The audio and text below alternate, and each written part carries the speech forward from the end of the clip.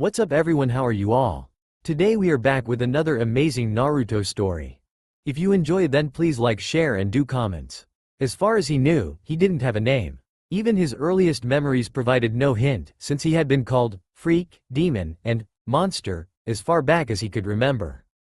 At first, in his childish innocence, he had glowed with pride at the variety he was given.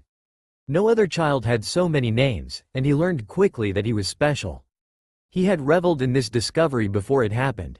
A raised fist, a burning face. He had been silly then, for he had cried out in pain and been rewarded with no dinner. It had confused him. He thought he was special. But apparently being special meant that he was the only one not allowed to eat, that he was the only one the other children were encouraged to mock, that he was the only one to be beaten and tossed aside like nothing. He had been very young then, and had had no strength with which to fight back. Even now at the ripe age of 6 years old, he hadn't really found a way to resist what happened to him. Now he accepted his specialness, and when those names reserved especially for him were called, he responded. Despite the pain that usually ensued, he felt better knowing that at least he had a place in this world and that he was someone. Although he still lived in the orphanage, he avoided it as much as possible. This arrangement seemed to work best for the woman in charge. He didn't know her real name, but all the children called her Mama-san. In the beginning, he had thought she was a mean person since she liked to hit people, but then he realized that the only one she hit was him. It had caused him to think about what was wrong with him, since he tried to copy the others but was always time and time again singled out. He finally guessed that it had something to do with the weird markings on his body, the whiskers on his face and the strange tattoo-like thing on his stomach. Once, when he had taken off his shirt in the summer heat, Mama-san's eyes had fixed on his abdomen and he had witnessed true hate manifested there. Immediately, she ordered him to cover up and had forced several sweaters over his skinny frame to hide the strange marking. Then, she had dragged him up the stairs and shoved him in the attic, telling him before she left that if he so much as thought about taking off the sweaters, that he would never eat again. He had gulped in fear since she barely fed him as is, and he really disliked the rumbling of an empty and desperate stomach. He didn't know how long he had stayed in that attic. Gaps appeared in his memory whenever he blacked out from the heat, and there were no windows or indicators of time passing. He only knew when Mama-san returned, yanked off all but one sweater, pulled him downstairs into a bedroom, and told him to make himself presentable. Dizzy and famished, he had swayed on the spot but nodded complacently, wondering if he had won a victory when she didn't strike him. The thought had filled him with warmth before a knock came on the door and in entered an old man wearing white robes. He was surprised when the old man came directly over to him, and he mentally prepared to be hit. Instead, the man simply knelt before him. "Hello, Naruto." "Naruto? What was that?" Was the old man talking to him? Didn't he know that he was special? "Hello," he answered shyly, staring at his feet. "Do you remember me, Naruto? I came and visited you a while ago." He decided that he liked the man's voice. It was soft and gentle, unlike the jeering and spitting he experienced from nearly everyone else. He murmured, trying to think. Unfortunately, his brain was rather fuzzy and he couldn't really keep anything straight. "I dunno." The old man smiled. "That's all right. You were a little younger, so perhaps not. Anyway, who are you?" he burst out. He could hear a hiss from the doorway where Mama-san was obviously eavesdropping on their conversation. "Well, Naruto, I'm the Hokage. I'm the leader of all of Konoha," the Hokage stated patiently. Naruto racked his mind and thought of all the people he had seen on only his brief excursions into town. "Wow, you lead lots of people," he exclaimed. The Hokage chuckled. "I suppose I do. So who's that guy over there in the dog mask? Is he a friend of yours? Do you play with him?" The Hokage laughed again. "He is part of the Anbu, a secret class of shinobi, some of whom protect me. I guess we are friends, but we don't play together very often." "Who does he protect you from?" "Bad guys," the Hokage answered simply. The old man's wrinkled face creased into a frown when Naruto grew downcast. "What's wrong, Naruto? You came to get rid of me." The Hokage was horrified. "No, not at all. What makes you think that?" "I'm a bad guy," Naruto said to his feet. "You came to get rid of me and that's why you're talking to me." The Hokage put a bracing hand on Naruto's shoulder and recoiled slightly when he brushed across the boy's neck. "Naruto, you're burning up. Here, let's get this off you." The Hokage helped Naruto ease out of the enlarged sweater, cursing that he had not noticed it earlier. On Naruto's torso, he saw the telltale signs of a rash and wondered why Naruto had worn such a piece of clothing. He thought he knew the answer, and it only made his scowl deepen. "Naruto, why were you wearing such a sweater in this heat?" "Because I'm a bad person," he mumbled. "Naruto, listen to me. You are not a bad person. Do you understand?" He gazed up at the old man with such a bewildered expression that the Hokage had to swallow a painful lump in his throat. "But," Naruto protested feebly, trying to make sense of what the old man had told him. "I have to be a bad person. I'm special." He gasped suddenly. "Are you special too? Is that why you're talking to me?" His brightened face grew grim as he corrected himself. "No, you're not. You have friends." The Hokage blanched and squeezed his eyes shut in pain. When he reopened them, he carefully scrutinized the boy before him and saw that Naruto's eyes were glazed, and that his ribs were showing. "Naruto, when's the last time you ate anything? I want you to tell me truthfully."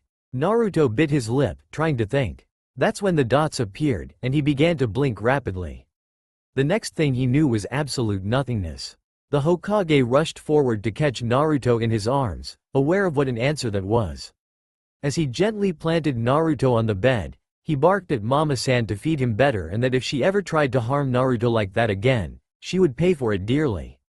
Mama-san nodded fearfully, but knew that nothing would change, at least in her demeanor toward the boy, and even the Hokage couldn't do a thing about it. Naruto felt strange as he slowly regained consciousness. He was shivering and yet things were poking him all over. When he opened his eyes, he found himself lying outside of the orphanage in the pouring rain. As he tried to sit up, he saw that leftover food was smeared all over his stomach, and could imagine that Mama-san had simply dumped it there. He had to admit that, even though it was soaked through, it was more than he had ever been given before, so he ate as much of it as he could. He didn't even know what it was, but his stomach was satisfied for the moment.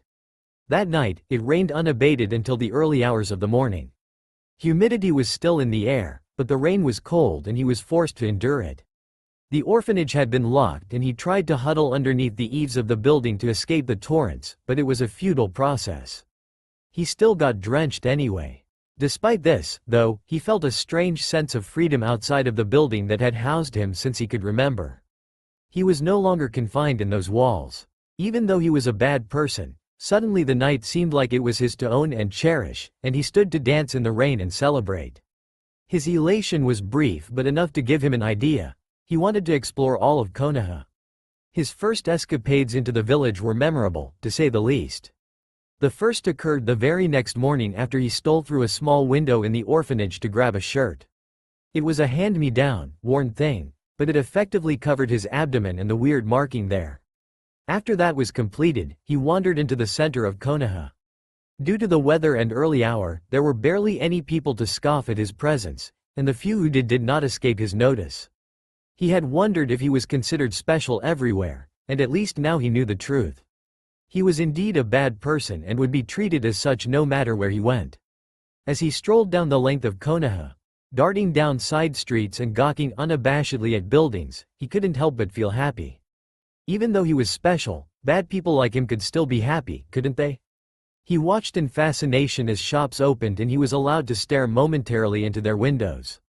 There were so many things he saw that he had never seen before, and all of them were interesting in their own right. He wished that he could try some of them out, but the cold glares of shopkeepers and even a woman's broom prevented him from entering nearly all of the shops. Still, this did not depress him. Even when he was literally kicked out of one of the places, the bruise only served to remind him what a wonderful and enlightening day this had been. He was indeed so enthralled that the insults and curses thrown in his direction bounced right off. His day was going very well until he opened his big, stupid mouth. Everything was so new and his curiosity was so piqued that he couldn't help it. There were these people walking through town that massively intrigued him. Everyone seemed to part in order to give them room, and they walked in this large group with something in the center which he knew was what they were trying to protect. What he didn't understand was how they could see when they didn't have eyes. All he could see was white and no pupil. It was very weird and he couldn't help but voice that aloud. Unfortunately, one of the men on the outside of the group heard him and whipped around to glare at him. Apparently he could see after all. "You," the man seethed. He grabbed him roughly and shook him. How dare you defile the Hyuga name, you despicable demon child. You should be taught your place. The man then began to kick him in the ribs. His only reaction to this was to curl into a ball. He felt himself be picked up and thrown again, then another foot connected and he was hurled into a small stand that smelled delicious. His back hit one of the bar stools sharply and he let out a whimper as another voice boomed out. What is the meaning of this? Leave this child alone. I would watch who you're defending, Tucci-san. This is the demon. Demon? All I see is a kid getting pummeled for no reason. Now leave my stand immediately or I'll report you to the Hokage. The other man scoffed but left, spitting curses. Are you okay? Came another voice, and he glanced up dazedly to see a very pretty girl with brown hair gazing down at him concernedly. He murmured through broken lips.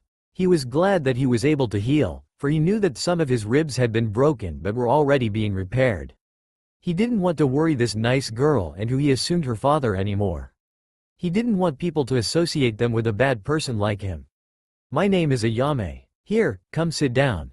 Father, already on it. Say, boy, how would you like some ramen? He eyed the kind old man and blinked. In that instant he decided that he liked him, and the smells wafting around the place certainly helped. Even if he only got to taste a bit of whatever they were preparing for him, he knew he'd be happy. That's when he glanced over at another customer and saw him glaring in disgust. The man slapped some money on the counter and left, leaving his meal only partly finished. Suddenly, he felt very sick. I don't have any money so, he spoke feebly as the girl, Ayame, returned from the back and began to wipe off his face with a small cloth. Bah, no problem, Tucci waved dismissively. I'm just worried that you got hurt. Oh, I'm fine. I heal pretty fast so I'm fine, he stammered, not meeting their gazes. I don't have any money, he repeated. He had never really had any money ever, and even when he mysteriously got some one day, he was forced to pay one of the older children all of it just so he could use the bathroom. Don't worry about it. Here, enjoy. Oh, Tucci laughed as he went around and hoisted Naruto up so he was sitting on the counter. The bar stool had been too far away for the little boy that he was. He grew nervous up there but then a steaming bowl of food was brought before him. He sucked in a huge breath at the sumptuous amount. That's all, for me? He breathed. Yup, now eat up. Put some meat on those bones of yours. Ayame grinned. Itadakimasu, he cried out as he broke apart his chopsticks and dug in. It was the most delicious meal he had ever tasted. He learned a lot while meandering through Konoha, and there was one particular thing that was the most important: people. He learned which people were good and which were bad. Most of the people he encountered were logged away into his mind as those who were cruel to him, but there were a select few who seemed to forgive his specialness. They didn't seem to mind that he was a bad person. The first two that made that list were Tucci and his daughter Ayame, whom he nicknamed Ramen Ojii-san and Ramen Oni-san. Whenever he stopped by, they had a warm meal ready for him and they even talked to him. They asked him questions, he answered, and then he asked them questions. He found that it was a very enjoyable experience to just talk to someone that didn't have hard eyes and even harder fists. He was also able to get a lot of questions answered, although he made sure not to ask the tough ones that even eluded him. He didn't know why he was a bad person, and he discovered that when he brought that up, Ramen Ojii-san and Ramen Oni-san got very sad. He hated to see them like that, so he kept his questions shallow from that point on and decided to only enjoy their wonderfully delicious charity. Of course, he also made sure to help out whenever they needed it. He had asked to have a job in order to pay them back, but Ramen Ojii-san shook his head and said that all was well. He still wanted to help, so he did when he could. A few others made that list as well. Once, when he got lost down one of the side streets, the man in the dog mask from before helped him. He decided to call him Inu-san, and was always happy when he caught him following. He wondered why Inu-san would want to trail him, but it was nice to know that he had someone there if he needed them. Then, of course, there was Scar-san. He first met him at Ichiraku's, and he was the first customer to not leave when he arrived. He didn't like to take away from their business, but Ramen Ojii-san and Ramen Oni-san insisted that he come to the front instead of sneaking around the back for food like some beggar. The man that he thus came to meet called himself Amino Iruka, although he always remembered him due to the scar that split his face. One day, he and Scar-san were eating when Scar-san spoke up. Naruto, how are you doing? Good. Naruto answered with a grin. He really had never been happier.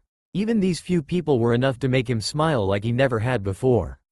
It especially helped that he had begun to formulate a list in his head of the people to avoid. It contained most of the town, and the no-eye people were highlighted very darkly, so he made sure to steer clear of them. With this list in his head, he was able to navigate through the village without too many problems. Hokage-sama has been worried about you lately, Scar-san continued. He's talked to Hisai-san at the orphanage and she says that she hasn't seen much of you. Where are you staying? The question was innocent enough, but it made Naruto squirm to know that he had been caught. The truth was that he had been sleeping under a bridge just so that he wouldn't have to go back to that awful place. It was still summer, so it wasn't like it got too cold during the night. Naruto, you can't continue to sleep under that bridge anymore, Scar-san continued, looking very serious. Naruto looked down, ashamed. But, he protested weakly, realizing that Inu-san must have tattled on him. Scar-san wore a sad expression. I understand that it might not be the most fun place to stay, but… No, Naruto interjected, I don't want to stay there. He glared at Scar-san and ran out of Ichiraku's. Blinded by tears, he didn't really see where he was going. He saw some stairs and ran up them. His pumping legs helped distract him from the millions of questions he had. Why was it that when he was finally happy, they were going to take it away from him? It was then that he had to remind himself that he was a bad person, a special person, so maybe he wasn't allowed to be happy. That must have been the reason. It didn't make him feel any better to think like that, though. Hey, this is my place. He jumped at the voice and looked around. He had gotten to the roof of a building, and he could see the whole of Konoha from it. It was an impressive view, but who had spoken? His eyes widened when he saw that a kid not much older than himself was reclining on a wooden platform. The kid had spiky black hair that reminded him of a pineapple. What are you doing here? The kid asked as he propped himself up on his elbows to get a better look at him. Naruto hung his head. I'm sorry, he murmured. For what? The kid laughed. I was just kidding. This is my special place to look at the sky, but it's not like it's mine. I don't own this whole building. Naruto glanced up and peered at this strange kid, hurriedly wiping his nose and eyes.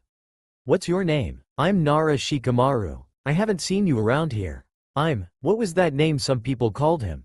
I'm Uzumaki Naruto. Naruto, huh? Where you from? Konoha, Naruto said immediately.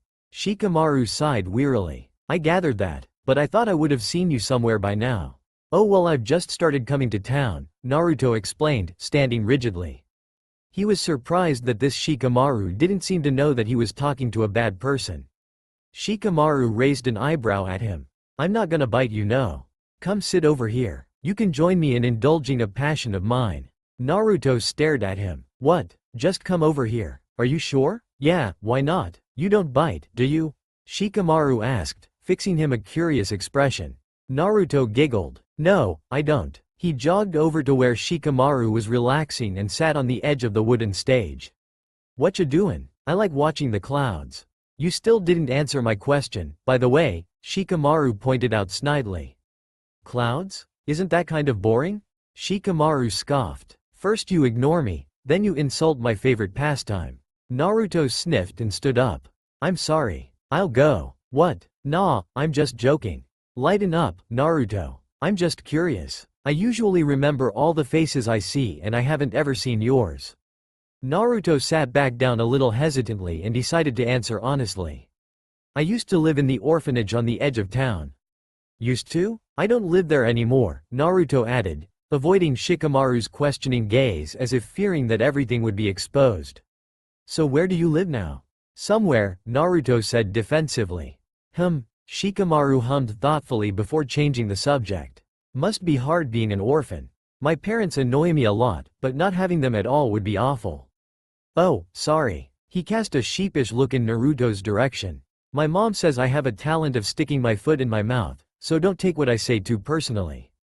Naruto eyed him strangely. You stick your foot in your mouth? He repeated incredulously.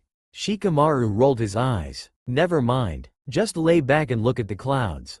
Today's a great day to do that. Naruto obeyed and watched as the clouds began to slowly drift by overhead. Look, Shikamaru cried suddenly, pointing. That one looks like a dog lying down, doesn't it? Naruto followed his gaze and squinted fiercely. Looks more to me like a cup of ramen fell over and noodles are spilling out. What? Shikamaru said laughingly. Shikamaru turned to Naruto only to see that the blonde had become shame-faced. Shikamaru returned his gaze to the sky. Yeah, I guess it does look like that, he agreed, grinning as Naruto cracked a small smile. The next day, Naruto arrived at Ichiraku's just as it was opening with a huge grin on his face. Ramen Ojii-san laughed as Naruto related the events leading up to meeting Shikamaru. He jumped all over the place, waving his arms dramatically, as he exclaimed that Shikamaru asked if they could meet again the next day. I take it you're going to go see him, then? Teuchi chuckled as Naruto nodded so vigorously that his head threatened to fly off. He was glad that Naruto had finally found someone his own age to play with that wouldn't cast him aside like so many of the others had been told to do. Is Scar-san coming? Naruto piped up, fidgeting on the bar stool as he reached up to the counter. You mean Iruka-san? Ayame corrected him automatically. Naruto's face clouded slightly, but his smile remained intact. Yeah, Iruka-san. Is he coming? I can't say, Teuchi spoke up. We did just open up. Do you realize what time it is? I know, I was just too excited. Naruto exclaimed happily. His expression darkened as his grin faded. I suppose he's mad at me for running out yesterday. He's just worried about you, Ayame said. You want your usual for breakfast? He sighed. I want to pay for it, but don't worry. Iruka talked to us and the Hokage is compensating us for your meals. We just need to fill you with more than ramen, young man. You need to grow up big and strong, after all, Teuchi said. Naruto looked relieved after that. But what is there besides ramen? What is there besides ramen? A lot of things. Teuchi laughed. Here, let me show you something. Naruto watched with wide eyes as Teuchi cracked some eggs into a rectangular pan and began to cook it. When it started to set, he rolled it up and then added another layer, rolling them into each other until he was satisfied. Then, carefully topping it with fish paste and soy sauce, he handed it to Naruto with a grin. You're the best cook ever. Naruto exclaimed upon taking a bite of what Teuchi called tamagoyaki. Teuchi just laughed. After Naruto finished his breakfast and thanked Ramen Ojii-san and Ramen Oni-san, he stood up to leave, suddenly nervous about meeting Shikamaru. Had yesterday just been a fluke? Did Shikamaru really want to play with him as he had said? No one had ever wanted to before because they knew he was bad. Maybe he should tell Shikamaru? He didn't want him to get hurt. In all honesty, as excited as he was, this same doubt had kept him awake for most of the night. Naruto, you okay? Teuchi asked, noticing his sudden crestfallenness. Yeah, I guess. Well then, go have fun with your friend. He was just about to turn and leave when that word made him freeze in place. Friend? He repeated fearfully, pivoting to lock gazes with the old man. Yeah, that kid, what's his name? Shikamaru, Teuchi clarified, nodding. Naruto stared at him fully with unabashed shock. He could be my friend, he breathed. Really? He dared think it was possible. He wasn't allowed to be happy, to have friends. But would Shikamaru feel the same way? Of course. Now go run along. Teuchi encouraged, smiling reassuredly. Naruto's eyes sparkled as he pumped a fist in the air. Yeah, okay, bye, he called over his shoulder as he raced out of Ichiraku's.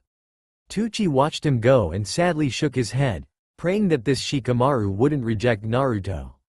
Naruto had such fragile trust in people, and he feared the poor boy would break if Shikamaru did even the tiniest thing wrong. Teuchi's worries were for naught, though, as Naruto enjoyed the best day in his life. Shikamaru was a really fun and cool person, as Naruto quickly discovered. After meeting in the same location as the previous day, Shikamaru commenced showing Naruto other favorite spots of his to cloud gaze. Naruto had to admit that he was rather relieved that these places were obscure and off the beaten path, since he didn't know how Shikamaru would react to his usual treatment by the townspeople. He was still afraid that Shikamaru wouldn't want to play with him after learning that he was a bad person, but luckily that issue did not come up. Together, they explored the remotest areas of Konoha and ended up on a grassy knoll on the outskirts of town. It was a private sanctuary where both boys simply lazed around in silence. Naruto was mostly pleased by this activity not only because Shikamaru didn't ask any more demanding, personal questions but also because he had never shared camaraderie with anyone his age before, and it was a novel experience. After a little while, they got hungry and Shikamaru shared with him a bento his mother had packed. Shikamaru complained and grimaced as he removed some very feline onigiri, but Naruto just thought they were cute. At that comment, Shikamaru scoffed and told Naruto that maybe he was lucky he didn't have a mom because his was the worst at embarrassing her only son. Have you ever gotten something on your face but didn't know it, and you were just walking around looking dumb? Well, that's happened to me, but 100 times worse since my mom always notices, takes out a handkerchief, spits on it and wipes it off my face. In front of everyone, Shikamaru exclaimed, I am almost 7 years old. I think I can take care of that myself. But she's just so annoying. Naruto was thoughtful. That was kind of nice of her, though, he mused aloud before ducking his head in embarrassment. Shikamaru frowned at him and then shrugged. Yeah, I guess, he consented. The next few days passed much in the same way, although Naruto never had more fun before in his life. He wondered if maybe he and Shikamaru were becoming friends. Even though he wanted desperately to believe that, it was growing more and more difficult since he knew that eventually, Shikamaru would realize that he was a bad person and then it would be up to him whether to join the good list or the bad. Naruto really hoped that Shikamaru wouldn't end up on the list of people he had to avoid, because just the thought of that made his heart ache. Unfortunately, he couldn't completely rule out that possibility, no matter how badly he desired otherwise. Later that week, Shikamaru led Naruto to a spot where another boy stood. Proudly, Shikamaru went and clapped a hand on the chubby boy's shoulder. Naruto, this here is my friend Akamichi Choji. He and his family just got back from vacation. His father and my father go way back. Naruto put a smile on his face but inside felt like crying. So he had just been a replacement. He felt like he had gotten kicked in the gut. He faltered, wondering if he should introduce himself accurately this time as demon or monster. When he glanced up, though, he saw that Choji looked nervous and shy too. Nice to meet you, he corrected himself as he smiled at the other boy. Choji awkwardly grinned back, and held out a bag of something which he offered to Naruto. Want some potato chips? Naruto blinked. Potato chips? What are those? He wondered if he had said something wrong when Choji's eyes began to blaze fiercely. You've never had potato chips before? Choji demanded, all traces of his previous demeanor forgotten in his outrage. That's crazy. You don't know what you're missing. Really? Naruto whispered, slightly taken aback. He glanced fearfully at Shikamaru, but the spiky-haired boy was muffling laughter behind his hand. Naruto calmed slightly and asked if he could try a potato chip. As he crunched into his first one, he let the taste fill his mouth and he exclaimed that they were delicious. After that, Choji settled down and the three of them went off to play together. That night, as Naruto returned to the underside of his bridge, he thought of all the wonderful things he had done with his friends. Were they his friends? His heart said yes, and that was enough for him to be happy for the rest of his life, even if he was sleeping in the dirt and eating only one meal a day. Naruto had seen his effect on Ichiraku's customers and knew that Ramen Ojii-san was losing money thanks to him, so he forced himself to a limit of one Ichiraku's meal a day. Any other food he found would complement this diet, whether it was snacks from Shikamaru or Choji or things he foraged for on his own. While this was certainly more food than he was used to, and of course far better company, he was still hungry at times. The only bad thing was that he had to avoid Scar-san. It was hard because Naruto liked him a lot, and he had so few people that actually accepted him. It was just that he didn't want to go back to the orphanage. He really didn't mind this bridge or sleeping outdoors, and he could deal with the chill. He had suffered worse elsewhere. Thinking about Scar-san made Naruto him that he had skipped out on dinner at Ichiraku's because he had seen him there. His stomach also reminded him as it growled menacingly. Rummaging through a small bag he had found, he pulled out some mushrooms he had picked. They looked delicious, and without any hesitation, he stuffed them in his mouth. He grimaced. They may have looked delicious, but they tasted disgusting. It was even hard to swallow. Still, it was food, so he finished what he had and settled down for a good night's sleep. Naruto was awakened in the middle of the night by a severe pain in his stomach, followed by an urge to vomit. He leapt out of the bridge and retched, puking up his previous meal. Even when his dry heaves faded, he still felt awful. His head ached and he felt abruptly dizzy. He crawled back into his spot and tried to fall back asleep, but the nausea and headache continued, allowing him no respite. By the time the sun came up, he was in even worse condition. He could barely process anything beside the muscle spasms and cramps that ripped through his body. Something was wrong and he was scared, so he forced himself to lurch to his feet and stagger into town. He could barely see where he was going and stumbled often, trying to make his way to Ichiraku's since they had been able to help him before. Of course, what worried him most was that he had never been this sick before. Usually he had healed. What was going on? He had barely made it into the town limits before a stitch cut through him and he collapsed to the ground, trembling in agony. Pain erupted in his stomach and he clutched it desperately as his body began to shake of its own accord. Naruto shuddered and whimpered as people glanced at him and kept going. Would no one stop? Wait, of course they wouldn't. They thought it would be better to let a bad person die, for surely this is what was happening. Naruto clenched his fists and began to cry, thinking over his recently found happiness and wishing that he had gotten more of a chance to enjoy it. But maybe it was better this way, better for him to die. He vaguely wondered if his treasured people would miss him before a violent seizure overcame him and he saw nothing more. The first thing he was aware of was his desperate desire to purge his stomach. Beneath him was soft and he sensed a presence beside him. Unfortunately, he couldn't ponder on this for long since his body demanded release. He sat up blindly, wincing as he turned and vomited into a seemingly projected bucket. A person came over behind him and rubbed his back gently. At this, Naruto blearily opened his eyes and leaned back. "Who?" he breathed, blinking to regain focus. "How are you feeling?" He knew that voice, and although he was happy to hear it, his belly also squirmed. "Scar-san? I told you to call me Iruka." Iruka corrected teasingly as he eased Naruto back into some pillows. "Now what's going on? I was making some early rounds this morning and I found you lying on the side of the road, unconscious." The worry in his voice was evident, and Naruto couldn't help but feel warm at that. "I don't know. I got sick last night." "What is this place?" "This is my apartment," Iruka explained. "You seem to be doing better and I figured you'd rather avoid the hospital." Naruto grinned. "Yeah, I feel lots better." Iruka let out a relieved breath. "That's good. You were pretty pale. Why did you pass out?" Naruto scrunched up his face as he tried to remember. "Well, I ate some mushrooms." "Mushrooms?" Iruka repeated in astonishment. "Naruto." He seemed to want to lecture about something but realized that he couldn't in this case. Instead, he sighed. "This is what the Hokage and I are worried about. You can't keep living on your own. What would have happened to you if I hadn't found you?" "I would have gotten better," he mumbled unhappily.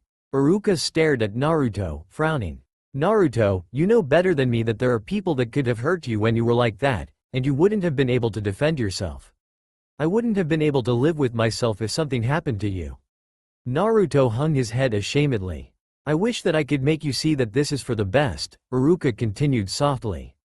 "You had to go back to the orphanage. It's the safest place for you." "Safest place?" Naruto exploded suddenly. "But Mama-san hurts me and locks me up and never feeds me and I'm happier outside under my bridge." Iruka was stunned as Naruto began to sniffle. "Mama-san hates me, everyone hates me. Why am I such a bad person?" he whispered, hugging himself. Suddenly, he was engulfed in a massive hug by stronger, warmer arms. "Naruto, you could never be a bad person. You don't deserve any of their hatred. They are just ignorant people who want something to blame. It's not your fault and it will never be your fault. Do you understand me? I don't want you to think like that ever again." Naruto turned and buried himself in Iruka's chest, sobbing brokenly. Iruka held him tightly and didn't let go until Naruto himself gently pulled away. He stared up at Iruka and saw reflected in the older man's eyes his own pain. "Why am I different?" he asked timidly, pleadingly. Iruka swallowed thickly. "I wish I could tell you, but per the Hokage's orders, anyone that reveals that will not be allowed to live much longer." He prayed that Naruto wouldn't take that news in the wrong way. Naruto looked thoughtful. "So, not everyone knows?" Iruka nodded. "And you know?" Naruto continued. Again, Iruka nodded and held his breath.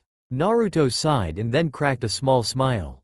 "Must be pretty important." Iruka chuckled. "Yes, you are very important." Naruto rolled his eyes, or at least tried to. He couldn't quite imitate Shikamaru perfectly yet. "That's not what I meant." Iruka ignored his petulance and raised his hand to ruffle Naruto's hair affectionately. His heart seized when the boy winced despite himself. His mind began to turn and he froze when a thought occurred to him. Naruto, would you mind waiting here? I need to go talk to the Hokage for a moment. Okay, Naruto agreed obediently. He watched Iruka's back as the Chunin stepped out of the bedroom and disappeared around the corner. Hopefully this won't take too long. Feel free to look around while I'm gone. Iruka called out from an unknown location as the sound of a door closing echoed out moments later. Naruto sat on the bed for a moment and decided that he wanted to roll in the blankets. It had been a while since he had slept on real bed. Actually, had he ever slept on a real bed? Iruka's huge, double-sized one felt amazingly comfortable and despite his curiosity, sleep tugged at his eyelids. A few hours later, Naruto woke up upon hearing his name. He sat up and rubbed his eyes blearily. Naruto, I have great news. Iruka sat upon the bed and eyed Naruto anxiously. Well, I guess I should ask you first. This is a bit random, and I'm not sure if I can do it. I mean, I barely make enough money to support myself but… Anyway, I was wondering if you'd like to live with me. Throughout Iruka's fragmented speech, Naruto had stared at him, utterly perplexed and still drowsy from sleep. By the end, though, he was wide awake and his mouth was wide open. You mean? He breathed in wonder. At first, he was gripped by elation and wanted to cheer to the world. But then reality set in and his shoulders slumped as he shook his head. I can't, he choked out. Iruka swallowed, his jaw tight. I know, it was too forward of me. I'm sorry. No, I want to live with you but… Naruto jumped in, trying to explain himself. Before he could stop himself, he blurted, I just don't want you to become bad too. He hid his face as Iruka inhaled a sharp breath. After a few moments, the Chunin spoke up, his voice full of emotion. I thought I told you to never think like that again. Naruto huddled deeper into himself.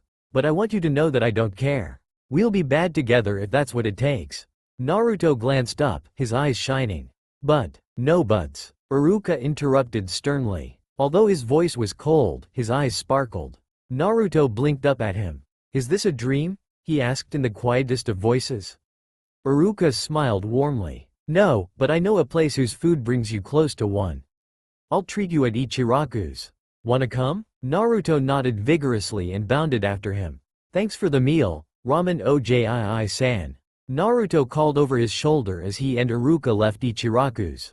Naruto was in the highest possible spirits, and as a result, was practically skipping as he and Iruka wandered downtown. Iruka had promised to buy Naruto some new clothes, and knew a place that would most likely allow his entry. It turned out that his suspicions were correct and as Naruto left the shop, he was decked out in some tan shorts and a green shirt that actually fit him. He did miss Iruka's old shirt though, which Iruka had let him borrow since his previous one could barely be considered clothing. Hey, Scar-saw. I mean, Iruka-san? Yes? Can we stop somewhere really quick? Sure, lead the way. As Naruto and Iruka made their way through town, Naruto couldn't help but notice the additional glares people were sending in Iruka's direction. It made his heart clench painfully, but he knew that Iruka was stubborn and wouldn't change his mind. Naruto had already tried again, feebly though, since he was really looking forward to this new living arrangement. Naruto? They had stopped near a bridge on the outskirts of town, and Iruka had a frown on his face. I just wanted to pick up some things I forgot to grab, Naruto explained as he disappeared underneath the bridge and emerged carrying what looked like a used potato chip bag, a rock, a dirty cloth and some old chopsticks. What are these things? Iruka asked, curiously eyeing what appeared to be trash. These are good memories, Naruto said. This is when I met Choji, the rock I found the day I met Shikamaru. This cloth is from Ramen Oni-chan when I first ate there, and then these chopsticks, they were from the first meal I had with you. Iruka swallowed a lump in his throat as he carefully embraced the younger boy who tried really hard not to flinch away. Sorry, Naruto apologized, seeing the expression on Iruka's face. What are you apologizing for? These are lovely keepsakes. You can put them on the shelf when we get home, Iruka told him, causing Naruto to smile at the use of pronouns and the fact that he now had a home. What an amazing concept that was. Still, he grew slightly disheartened when the villagers set their hatred on Iruka as they marched through Konoha, hand in hand. Naruto resolved that he had to do something to make up for Iruka's kindness, but what? That indeed was the question. When they got back to Iruka's apartment, Iruka asked him what his plans were for the day.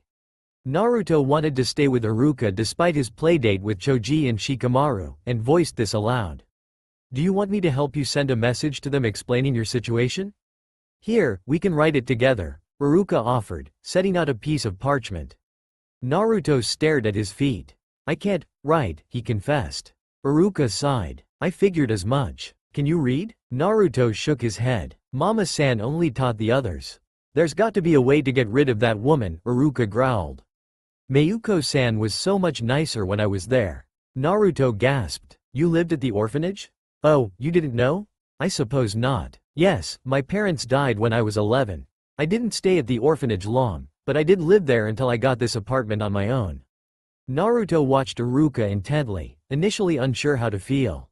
Iruka gave Naruto a reassuring smile, and in that moment, as Naruto stared up into his eyes, he suddenly felt like he had found someone who understood him, understood his loneliness, his pain. And now, despite what Iruka had gone through, he was offering his home to help someone like him, a boy who was bad. It made tears brim in Naruto's eyes, which he quickly swiped away before Iruka noticed. Iruka was risking so much for him, how could he possibly repay him? The answer came abruptly, and although he wouldn't be able to do it until the next day, it still made him smile to himself. As he tucked away these thoughts, he only hoped it would be enough. "Cool place," Choji said around his mouth full of potato chips. After hearing that Naruto was hanging out at his new home, his two friends decided to drop by later that day and check it out for themselves. "Yeah, this is pretty nice," Shikamaru agreed, eyeing the large bookshelf in the living room. "I like your new clothes, too," Choji added. "They look good on you." "I'm always outgrowing mine," he grimaced. Naruto blushed. "Thanks. I like your clothes too, though. They fit you well." "For now," Choji grumbled. "You know your mom loves buying you new clothes." Shikamaru interjected, laughing, as he clapped his older friend on the back. Choji murmured with a grin.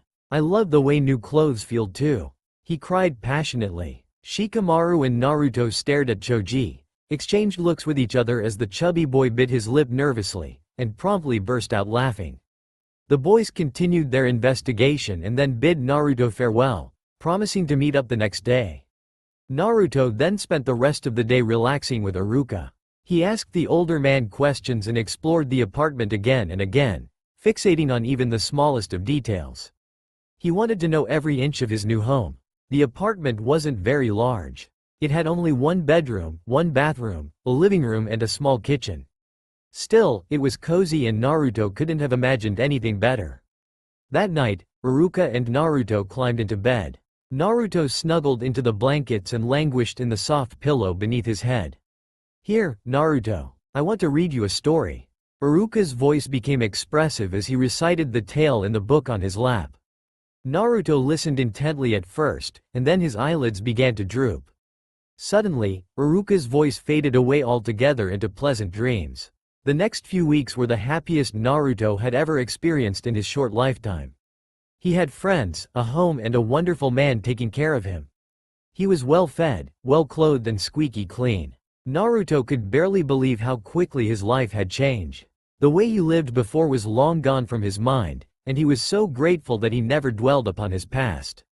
His life was positive now, why should he focus on negatives? Unfortunately, not everything was perfect. Naruto still knew that, no matter what Iruka or anyone else told him, something about him was bad. Why else would the villagers treat him so cruelly at times? While he decided it was best to not puzzle over this, he still wanted answers. He figured that Iruka and the others who were kind to him were simply so kind that they ignored his terrible flaws. He thought it was very nice of them to do such a thing, so he focused on making them not regret their decision. Every day, he played with Shikamaru and Choji. As Naruto feared, they did venture more into town and, unfortunately, as a result, Shikamaru and Choji were able to witness firsthand the treatment Naruto received. While Naruto steadfastly maintained his blasé facade, he knew they were worried about him, so he tried his best to smile it off and encourage them to concentrate on their game. Although this tactic succeeded, it got harder and harder to convince Shikamaru and Choji that the villagers' scorn was unimportant. Each time something happened, he could see the questions surface in his friends' minds. He wished he could respond to them, but he didn't even know the answers himself. Naruto knew it was just a matter of time before they decided that apathy was no longer a solution and would confront him about their concerns. Naruto mentally prepared himself for such a day even as he tried to remain positive in the present. For Iruka, the man who had gone above and beyond to help him, Naruto did all he could. Despite his small size, he was determined. Unfortunately, this determination proved too strong sometimes. Once, while he was washing the dishes, a wet bowl slipped out of his hands and crashed onto the floor. Naruto panicked instinctively and instead of cleaning up the mess, ran into the corner of the bedroom and sat there, waiting for Iruka to come home and punish him. When Iruka did return, he immediately understood the situation and rushed to reassure him that he was not going to be punished. He even went so far as to take out another bowl and intentionally drop it to prove that bowls didn't matter. This eventually caused Naruto to relax, and it ended with the two of them breaking the rest of the bowls in the small apartment and having to eat their dinner in cups. On another occasion, Naruto tried to do the laundry and accidentally turned some of Iruka's white shirts pink. To prove that he wasn't mad, Iruka stubbornly wore one to work and endured teasing all day long. Despite the abuse, he decided it was worth it to see Naruto's unabashed smile light up his entire face. In return for Iruka's endless kindness, Naruto did any chore possible and above all, made sure to be home when Iruka got back from work so he could welcome him back with "Okari." He loved that time of day most because, no matter how tired Iruka was, he would wipe the exhaustion off his face to grin broadly and pull Naruto into a tight hug. Then, he would ruffle Naruto's hair affectionately and Naruto would giggle happily. Sometimes at night before falling asleep to Iruka's pleasant reading voice, Naruto would wonder if this was what it was like to have a father. The thought always made him feel all bubbly inside. Unfortunately one day, this happy bubble abruptly burst. Naruto was out playing with Shikamaru and Choji. They were wandering down the main street of Konoha when Choji spotted his favorite sweet shop.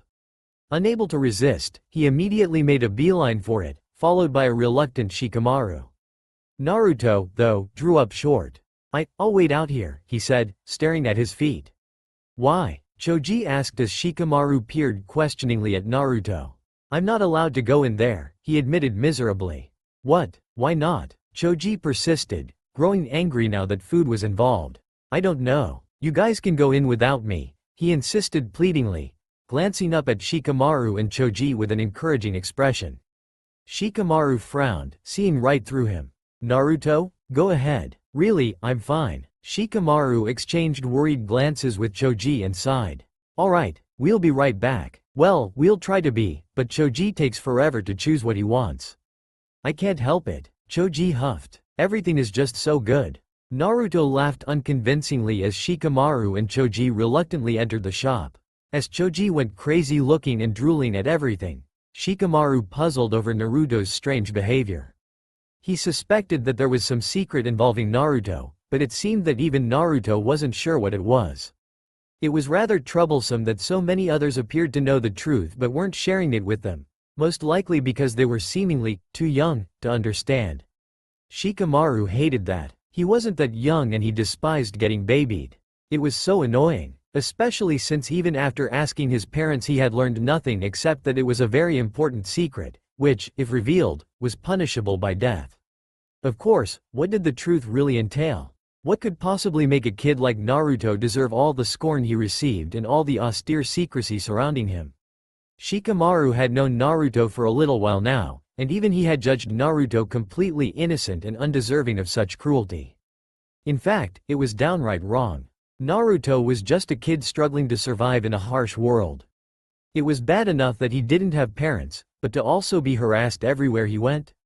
It was no wonder that he had such little confidence and clung so fiercely and desperately to the few that were kind to him. Shikamaru had to admit that, even though Naruto was annoying sometimes, he really liked him and was really glad that he was his friend. He found himself wanting to make Naruto smile. He wanted Naruto to gain courage and most of all, he wanted him to be happy.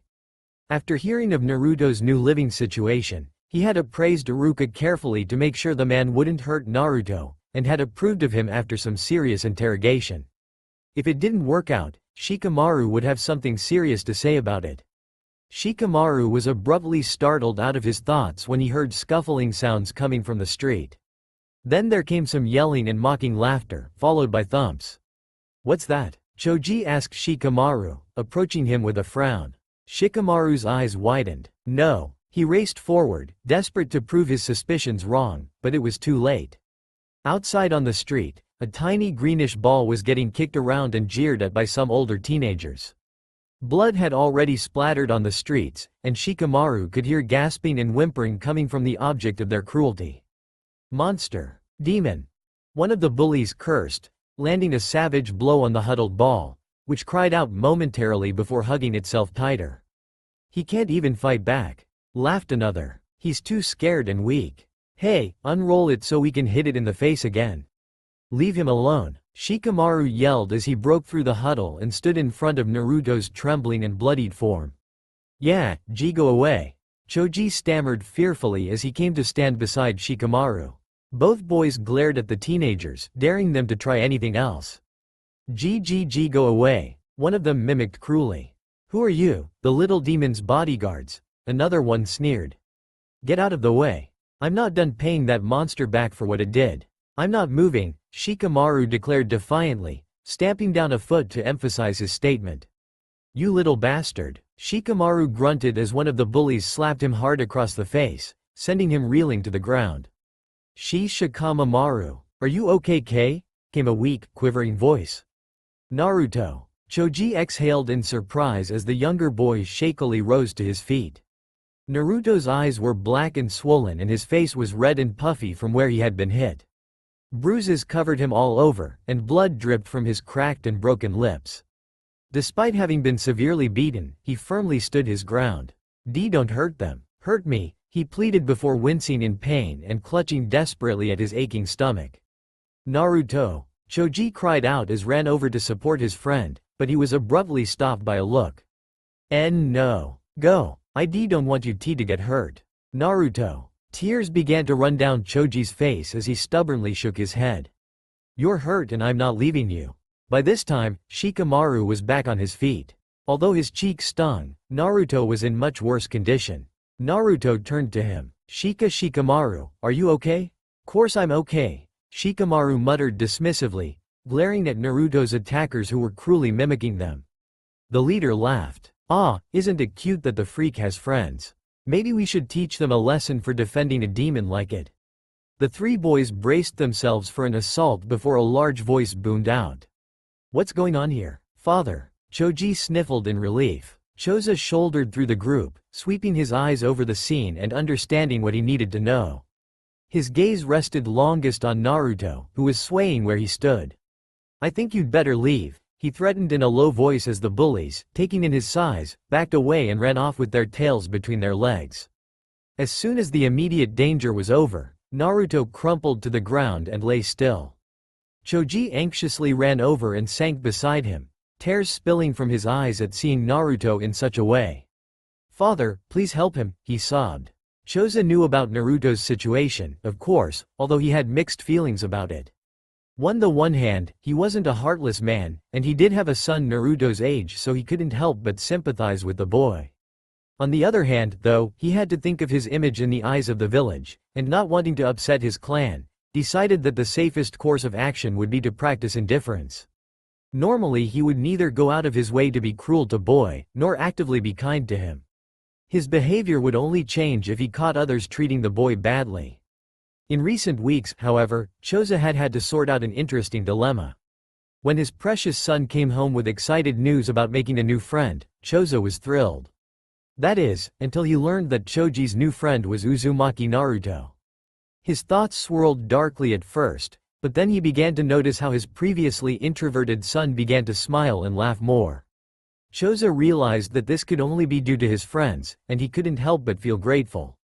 Now, seeing such a small boy like Naruto reduced to such a state, Choza felt his heart clench, and his son's tears stabbed him through the gut. With a nod, he reached down and picked up Naruto in his arms, feeling how thin the boy was. Wordlessly, he carried Naruto through Konoha and back to his home, Shikamaru and Choji somberly trailing behind him. Something wet was on his head. It felt so good for a moment that Naruto just let it drag across his forehead and drip down his hot cheeks. Suddenly, he grew alarmed at the memories that abruptly assaulted him. He sat bolt upright in bed, gasping, as the woman who had been attending to him yelped in surprise. "Oh, you scared me," she cried as she backed away slightly. Naruto eyed her in horror, noting her large size. She could hurt him. "Naruto, you're finally awake." He whipped his head around to his side where Shikamaru and Choji appeared. "Are you okay?" the chubby boy asked tentatively. Naruto blinked and nodded slowly. "Looks like it's true that you heal fast," Shikamaru remarked wryly before his face grew clouded. "You definitely didn't look so good before."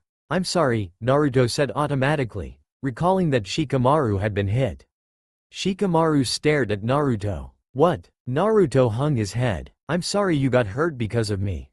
I understand if you don't want to be friends anymore." "Naruto!" Shikamaru yelled angrily, causing Naruto to glance up fearfully. "Why would I not want to be friends with you?" In frustration, he slammed his fist into the wall. "I should be the one apologizing to you and asking your forgiveness. We're friends. We're supposed to protect each other and I let you get hurt. You should be the one who doesn't want to be friends with me." Naruto gaped at Shikamaru in astonishment. Before he could even speak, Choji cut in. "That goes the same for me," he declared, trying to put a serious expression onto his face. Naruto blinked in absolute confusion. But looks like you have two very loyal friends, Naruto." The blonde looked up and up into the eyes of a very large man who was smiling proudly at him. "Naruto, this is my father and mother," Choji introduced. "You poor boy," Choji's mother, Chiharu, said with a worried look. "How can people be so awful? Besides, look how skinny you are.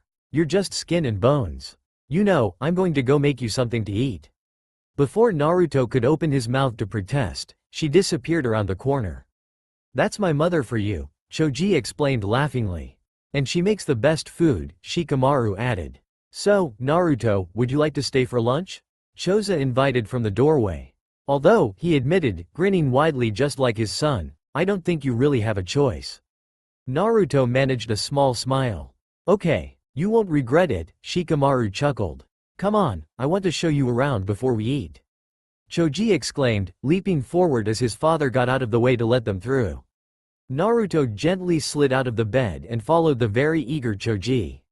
Shikamaru joined him. Naruto glanced sideways at him. "Are you sure you're all right?" he insisted. Shikamaru nodded. "Yeah, it was nothing."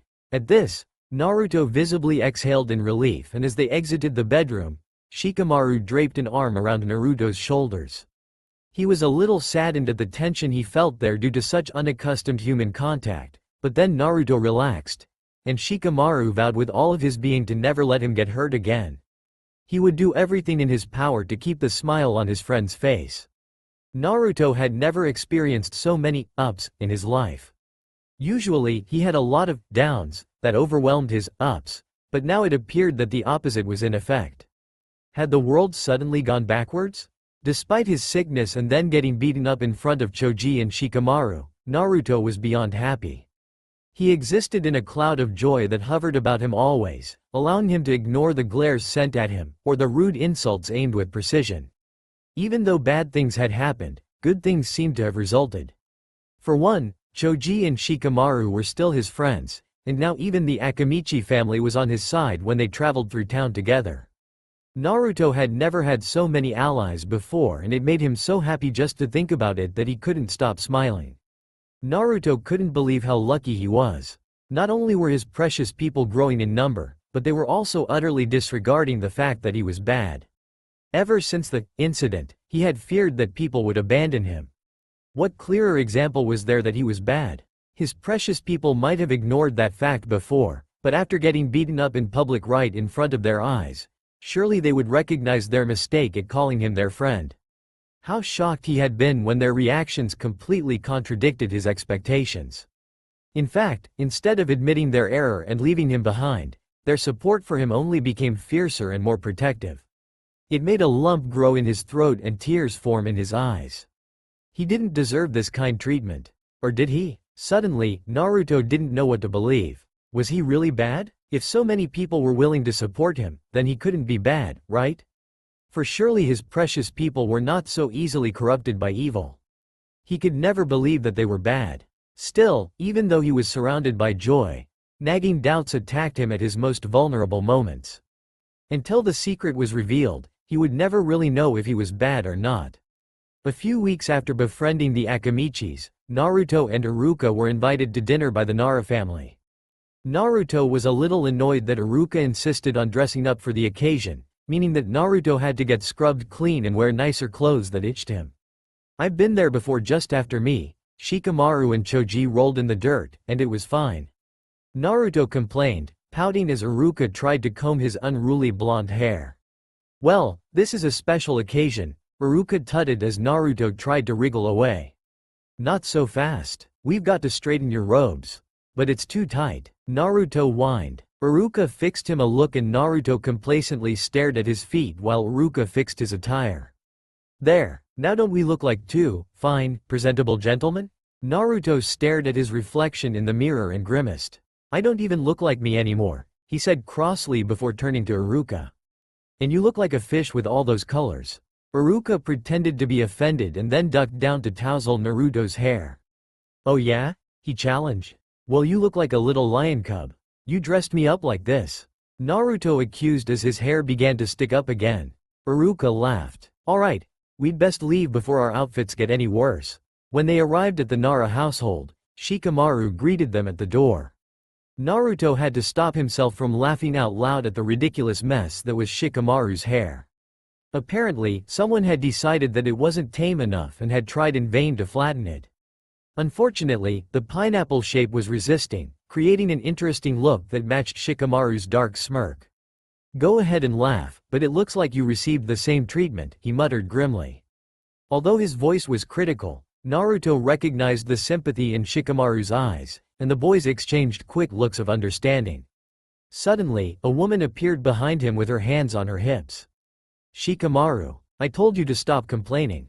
Now stop slouching and let our guests inside." Shikamaru rolled his eyes as Iruka attempted to muffle a snort. Naruto and Iruka stepped inside and quickly removed their shoes. Naruto opened his mouth in awe as he stared around at the house, blindly stepping up onto the platform and following obediently as Shikamaru and his mother led them into another wing of the house. Inside their dining room, the walls were decorated with screens depicting images of deer grazing. In the soft light filtering in from the windows on the door, they almost seemed to be alive. Naruto snapped out of his daze as Iruka gently nudged him. He gulped fearfully as he saw the dining table set up before him, preceded by the Nara family. He had never seen Shikamaru's father before, and couldn't help but feel frightened at first, but then it occurred to him that the man was like a combination of Iruka and Shikamaru. Thinking that calmed him, although his heart still raced when his eyes fell on Shikamaru's mother. Unbidden memories surfaced in his mind and Naruto forcefully swallowed his rising panic. Why did Shikamaru's mother have to look so much like Mama-san? "Iruka-san, Naruto, this is my mother, Nara Yoshino, and my father, Nara Shikaku," Shikamaru introduced. "Mother, father, this is Naruto and Iruka-san. Welcome to our home," Yoshino spoke graciously. "Oh, the pleasure is ours. We're sorry to intrude upon your hospitality," Iruka replied, reciting the customary greeting. Yoshino waved her hands dismissively. "Not at all. It's wonderful to finally meet you. Shikamaru has spoken of you often. Please, make yourselves comfortable while I bring out the food. Shikamaru, will you help me?" "Fine," he grumbled, earning a reproachful look from his mother. He shrugged nonchalantly and made a face that only Naruto could see, causing him to stifle a giggle. As they disappeared through the door to the kitchen, Iruka and Naruto knelt at the table. "Sorry this is so formal," Shikaku spoke up gruffly, seeming somewhat out of sorts in his ceremonial attire. "Yoshino loves dinner parties much more than any normal, sensible woman should." "I heard that. Now be polite," came Yoshino's disembodied voice from around the corner. Shikaku sighed heavily and leaned forward to whisper conspiratorially to Iruka. "She's got us on a tight string around here. You're lucky to not be hitched yet." Iruka smiled unsurely at this odd remark and decided not to comment. Yoshino had a forced smile on her face as she re-emerged with some plates of food. As she sat down, she glared pointedly at her husband before resuming pleasantries. "So, Iruka-san, how is your job going? I hear you are working at the academy?" Iruka nodded. "Yes. I love it there. It's wonderful to be able to make a difference in a child's life. I'm sure it is, Yoshino smiled warmly, eyeing Naruto appreciatively as she began to serve them. With a chorus of "itadakimasu," they began to eat. Naruto, for one, was very careful to eat as politely as he could. Iruka coughed uncomfortably. Anyways, I like to think that I'm helping the future of Konoha by steering the bright young minds of today in a positive direction. Well said, Shikaku agreed. Perhaps you will get the chance to teach our Shikamaru here. Perhaps so. I look forward to the opportunity, Iruka answered politely. Really? Yoshino interrupted. Well, be prepared. I'm afraid Shikamaru has picked up his father's bad habit of laziness. Mom, Shikamaru groaned as Shikaku rolled his eyes. Really, I can't believe I married into this family. To think that Nara men have such attitudes. She turned to regard Iruka with pursed lips. Don't be afraid to push Shikamaru if he ends up in your class. He'll need the extra encouragement. Mom, Shikamaru grumbled exasperatedly. Yoshino didn't look the least bit ashamed. I'm just saying that Iruka-san should not be afraid to use discipline if he must. A great teacher commands respect in even their most unmotivated students. Yes, thank you for your wise words, Nara-san, Iruka stammered. Yoshino's face grew sad suddenly. I do hope you weren't so unfortunate to have taught that Uchiha boy. He surely could have used some more discipline. A pall fell over the dinner, causing them all to stop eating for a moment. Even Naruto and Shikamaru had heard about what had happened to the Uchiha clan, and though they didn't fully understand the reasoning behind it, they recognized what a tragedy it was. What a terrible thing, Yoshino broke the silence in a small voice. And that poor boy, Sasuke. To be left alone, so young. He's only a bit older than our boys. Iruka smiled grimly as he squeezed Naruto's knee affectionately, knowing that the words, "our boys," were resonating in Naruto's mind. Another silence followed before Yoshino abruptly shook her head and rather obviously changed the subject. Well, on a different matter, Shikamaru's birthday is coming up. Really? Iruka spoke with interest. September 22nd, Yoshino clarified with a broad smile. Mom always makes a big deal out of it, Shikamaru groused. Yoshino drew herself up. Well, it's not every day that my only son turns 7 years old. But you're going to invite the whole town. Shikamaru protested. It makes the party so troublesome with so many people. Yoshino hummed thoughtfully, acknowledging his point. Then maybe we'll just do a small party with family and close friends. You'd be invited, of course, Naruto. Naruto jumped a little when she said his name, and shyly smiled without meeting her eyes. Suddenly, his smile became a fierce scowl of contemplation. Iruka noticed Naruto's mood change first and frowned worriedly. Naruto, what's the matter? Naruto didn't answer for a moment and then he glanced up anxiously. What's a party? He asked in a thin, wavery voice. He shrunk into himself as the entire table turned to stare at him in varying levels of shock. Naruto rushed to explain this strangeness of his.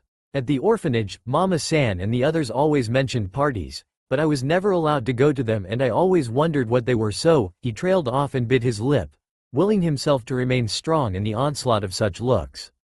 Shikamaru was the first to speak. You've never been to a party? He breathed incredulously. Naruto shook his head, internally berating himself for having done something wrong. But what about the holiday festivals? Shikamaru persisted, morbidly curious. Naruto shook his head slowly. Mama-san always locked me up. She said I wasn't allowed to go. His voice faded away altogether as the table slowly recovered. Oh, Naruto, Yoshino spoke gently. She reached out to comfort him, but he misinterpreted her gesture and violently flinched backward. Yoshino gasped as Naruto's eyes grew wide, horrified at his instinctive reaction.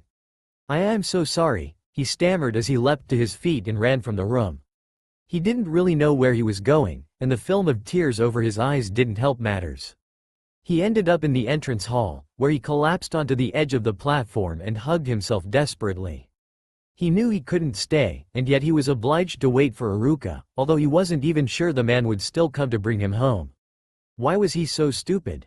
Wasn't he weird enough without having to bring up stories of his past? To be honest, he hadn't really thought before the words burst from his mouth. He had just always been curious about what a party was, and now, thanks to his stupidity, he would never know. Shikamaru's parents would probably never want their son to see him again, and then the same would happen with Choji. All his precious people would leave him and… Hey, there you are. Naruto sniffled as he glanced up quickly and saw Shikamaru standing in the doorway. Embarrassed, he turned his head away. He felt Shikamaru's presence settle beside him on the landing a moment later. It's okay, Naruto, Shikamaru began awkwardly. I mean, my mother scares everyone.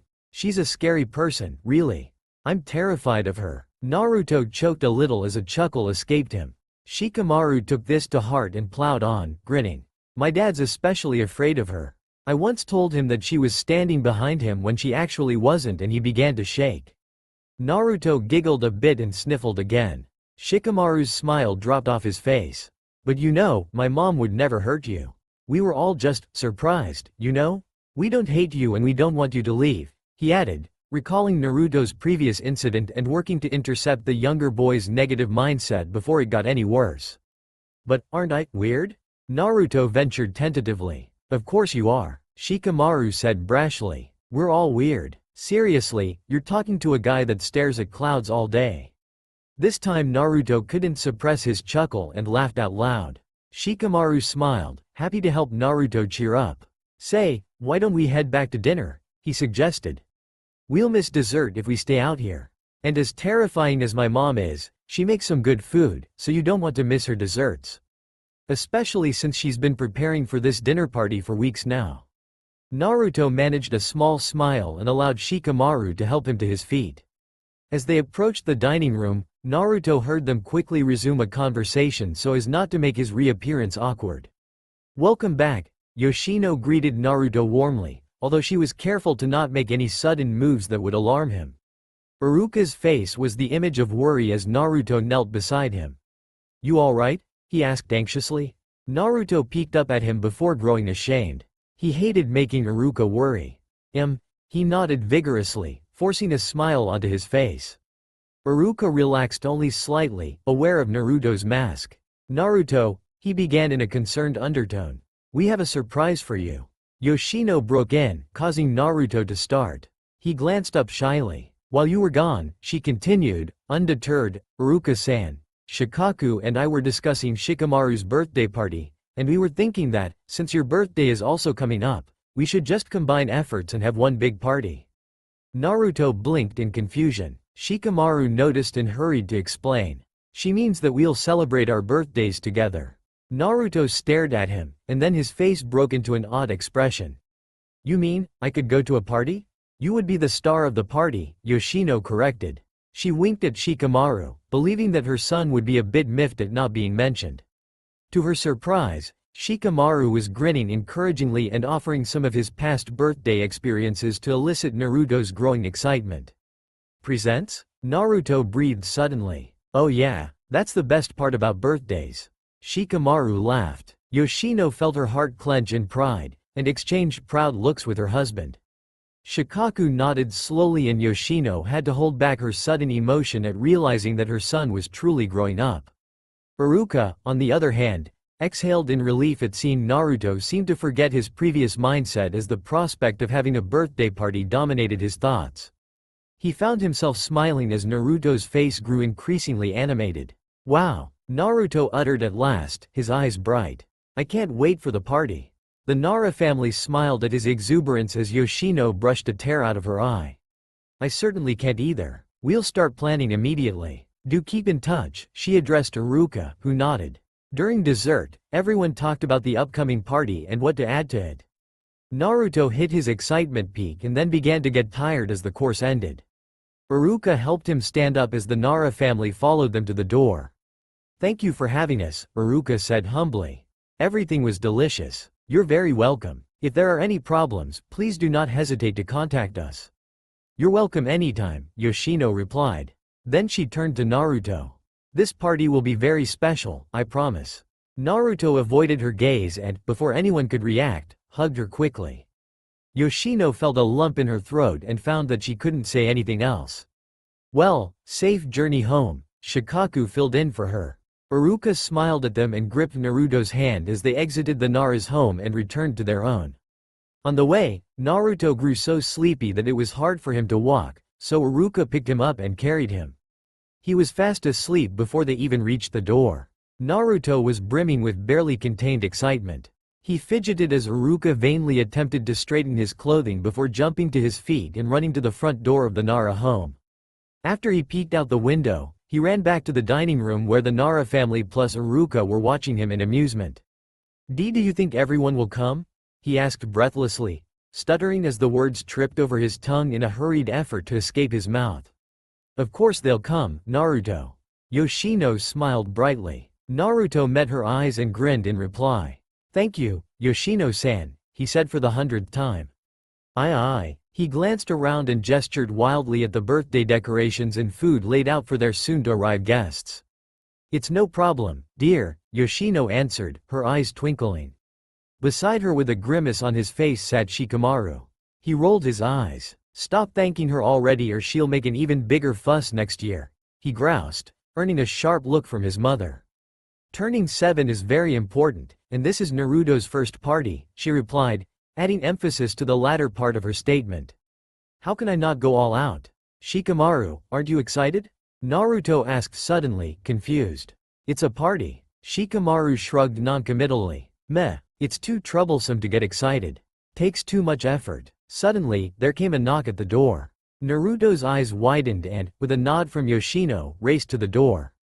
Choruses of "Choji" and "Naruto, Happy Birthday" floated around the corner. "Oh boy, here it begins," Shikamaru muttered darkly, exchanging looks with his father. The party was truly underway.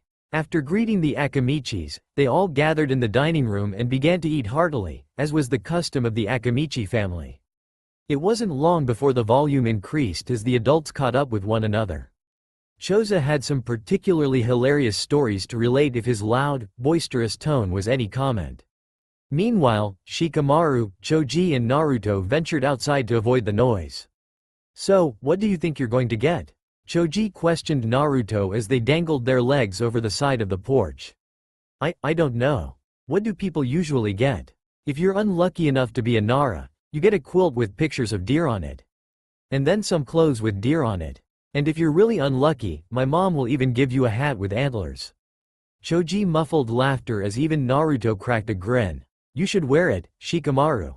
Choji giggled. Shikamaru made a face. "I would rather not. You should wear it." He poked at Choji, who jerked away from Shikamaru with a laugh. "Don't poke me. I'll never wear a hat like that. Never in a million years. It would look too silly. It would be a good thing to wear if you were robbing Yakiniku-Kyu." Shikamaru laughed. Choji looked horrified. "I would never rob Yakiniku-Kyu. Their meat is too yummy to go unpaid. Besides, they'd catch me. No one but you wears hats with antlers. I do not wear hats like that." "Hey, Naruto, maybe you should wear it." "Naruto?" Naruto jumped and glanced at his friends. He had been lost in thought, consumed with musings of what presents he would receive. He hoped ramen would be a part of them. Naruto shook his head. "No, I'm not wearing that hat." Naruto's smile faded. "I stick out enough," he added quietly. Choji and Shikamaru made no comment to this, and Choji decided to change the subject. "So who else is coming, Shikamaru?" Shikamaru groaned. "Knowing my mother, she invited the Yamanakas." "The who?" Naruto asked. "Yamanakas," Choji repeated. "Yamanaka Inoichi-san was on our father's genin team when they were in the ninja academy." "So what's the matter?" Naruto persisted, noting Shikamaru's sour expression. "Ino," was all Shikamaru said. "Ino? What's that?" Naruto questioned. "A girl." Naruto blinked. "A girl? But what's so bad about that?" "She's annoying," Shikamaru said flatly. Even Choji nodded slightly in agreement. "My mother always invites them," Shikamaru continued. "It's just because our fathers were friends. Why should I have to go through the torment of Ino just because of that?" "Did someone say my name?" sang a high-pitched voice. Shikamaru cringed as the three simultaneously turned around to see a skinny blonde girl in purple standing behind them. Next to her stood a girl with short pink hair and a red dress. "I was just saying to your mother that it's very rude that you didn't meet us at the door," Ino continued, seemingly oblivious to Shikamaru's negative reaction to her presence.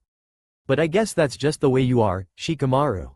Her pupil-less eyes scanned the group and alighted upon Naruto, who was gaping openly at the pink-haired girl. "Who are you?" Ino interrupted, and then added offhandedly, "Oh, by the way, this is my friend Haruno Sakura." Sakura bowed clumsily and blushed at Naruto's wide stares. "So who are you?" Ino repeated sternly. "I asked you a question." She put her hands on her hips. Naruto suddenly regained awareness and closed his mouth with a pop. I'm Uzumaki Naruto," he introduced himself shyly. Ino gasped. "Uzumaki Naruto? I heard the adults talking. You're why my mom didn't want to come to the party." At these words, Naruto seemed to shrivel inside himself. Fiercely, Shikamaru stood up and faced Ino. "Go away," he shouted at her, his instincts to protect Naruto fully awakened. Ino looked offended. "I didn't mean, I said leave us alone." Ino pouted. "We came to wish you a happy birthday. We even brought you presents." "I don't care. Your best present to me would have been to not show up." She gasped in outrage before scowling. "I'm telling your mother about this. And she won't be happy." Ino stomped off, leaving Sakura awkwardly behind. "Hey, Naruto, sorry about that." Shikamaru spoke in a quieter tone as he gently wrapped his arm around the smaller boy's frame. "Yeah, it's just Ino. I wouldn't take anything she says seriously," Choji added. Naruto remained hunched over until Sakura approached. "Ino can be kind of mean sometimes. I don't think she realizes it." "Sorry," Sakura said, truly apologetic. Naruto glanced up hesitantly and found that Sakura was smiling warmly at him. "It's nice to meet you," she added.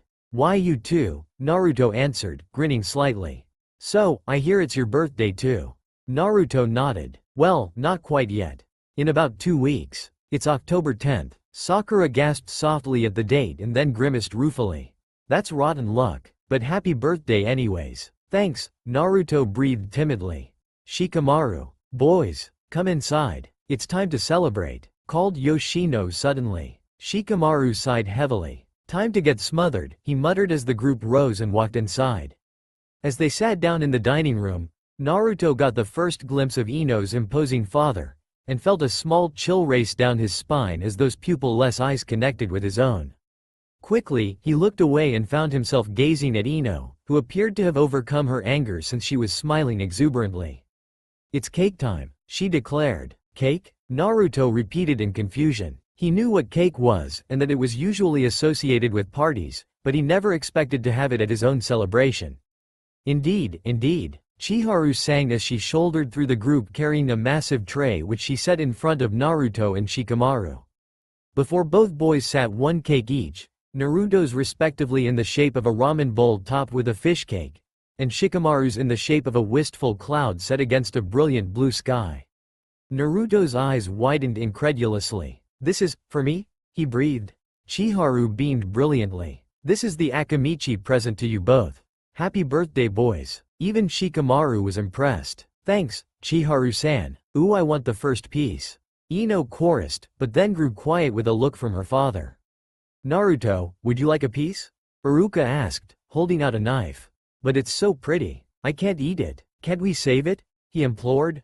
The adults laughed, the Akamichis most of all. "We made it for you. Go ahead and enjoy it," Chiharu encouraged. "I don't mind. We could start with mine if you want, and save yours for later," Shikamaru suggested. "Trust me, you'll want to eat it after the first bite. Nothing can top a cake from the Akamichi family." Shikamaru's words proved true as Naruto experienced the most wonderful sugary sensation he had ever had. So many flavors made his taste buds burst alive. He could feel the sugar coursing through him and immediately requested more. "Your cake is truly delicious, Chiharu-san. But are you sure it was a good idea to give so much sugar to the kids?" Iruka asked laughingly as the children began to visibly burst with energy. This is almost as good as the cake you made for me, Chiharu-san." Ino chattered, turning to Sakura and describing her own birthday cake in detail for her friend to imagine. "Shall we do presents now?" Yoshino suggested over the din once everyone was finished. "Yeah," Shikamaru agreed, rowdier than usual due to an overwhelming amount of sugar. Since Shikamaru's birthday was first, he got to open his presents first. The first thing he picked up was Choji's present, a bag of Shikamaru's favorite sweets. Shikamaru thanked Choji profusely as he picked up another package. From the Yamanakas, plus Sakura, he received a handsome set of shuriken and a new, handmade pack intended for future use at the Ninja Academy. In the same frame of mind, Iruka and Naruto gave Shikamaru a strategy game meant to hone skills that would later come in handy whilst training as a ninja. He opened his parents' gifts last and found a set of books on taijutsu, ninjutsu and other such skills that made Shikamaru's eyebrows rise. "It's like you're all preparing me for something," he said sarcastically after thanking everyone. "Well, you're going to attend the academy of course," Yoshino stated matter-of-factly. Shikamaru didn't look too pleased with the idea. "But that means I'll have to study. How troublesome. Can't I just stay home?" "Definitely not," Yoshino interrupted, miffed. "You've got to live up to the Nara name." Choza added loudly, winking pointedly at Shikaku who rolled his eyes. "Whatever," Shikamaru grumbled dismissively. He turned to Naruto. "Your turn for presents." Naruto beamed at him and began to carefully unwrap his gifts. The first one contained a set of storybooks that Naruto gaped at, utterly pleased. As he flipped through them, he began to recognize some words and his smile grew. "Thank you so much, Shikaku-san, Yoshino-san and Shikamaru. I'll definitely read these." "We know you will," Yoshino murmured proudly. Naruto picked up an envelope next, which he tore open and found a letter inside. Unable to read it, he ushered it to Iruka, whose eyes widened. "Naruto, the Naras and Akamichis have created a bank account for you. And they've..." His voice trailed off as he shook his head in speechless wonder. "You shouldn't have done this. It's too much." "Nonsense," Yoshino declared, waving her hand dismissively. "We understand how hard it may be, so we're just giving you some help." "But this..." Iruka sputtered. "We can't accept this. Your humbleness is becoming, Iruka, but we insist," Shikaku spoke up for the first time. "And if you need any more help along the way, you let us know." Chiharu added, clenching hands with her equally grinning husband.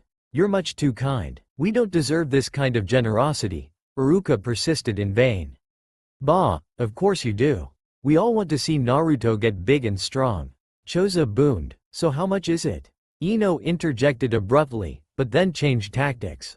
"Ah," Naruto's blushing. Indeed, Naruto's face was flushed bright red with a mixture of pleasure and embarrassment. While it was strange to be cared about by so many people, it was also wonderful and it made Naruto conflicted as to how he should feel. Iruka covered Naruto's embarrassment by bowing his head and thanking the families profusely. He also draped an arm around Naruto and tugged the boy closer to him, squeezing him in mutual understanding. Once that episode was over, Naruto finished opening his gifts. From Choji, he received a huge pack of potato chips, and from the Yamanakas a complimentary box of assorted candies.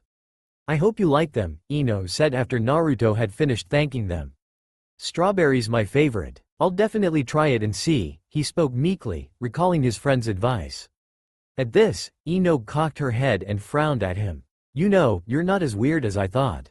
"Thanks," Naruto replied before getting tapped on the shoulder by Iruka.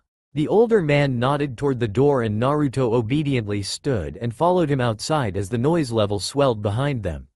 On the porch, Iruka revealed one last gift that Naruto hadn't been aware he was concealing. "This last one is from me," Iruka clarified. "It's a bit special." Naruto took his words to heart and gingerly unwrapped this precious gift. In awe, he removed a pair of strange knife-like weapons. "They're called kunai," Iruka explained. "They're one of the most basic weapons used by ninja. They're important for two reasons. The first is that, with these, you could train to become a ninja and join the ninja academy. And Naruto, if you're up for it, we can start training as soon as possible. You can learn to defend yourself and protect others." Naruto's eyes glistened as he nodded mutely, too choked up to respond. Iruka smiled happily. "And the second reason they're important is that these were my very first kunai."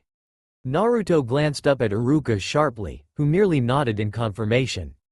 "Yes, indeed. These very kunai saved my life on a number of occasions. I figured it was about time to pass them on to the next generation." Naruto sniffled and before Iruka could react, threw himself into Iruka's arms, hugging the older man fiercely.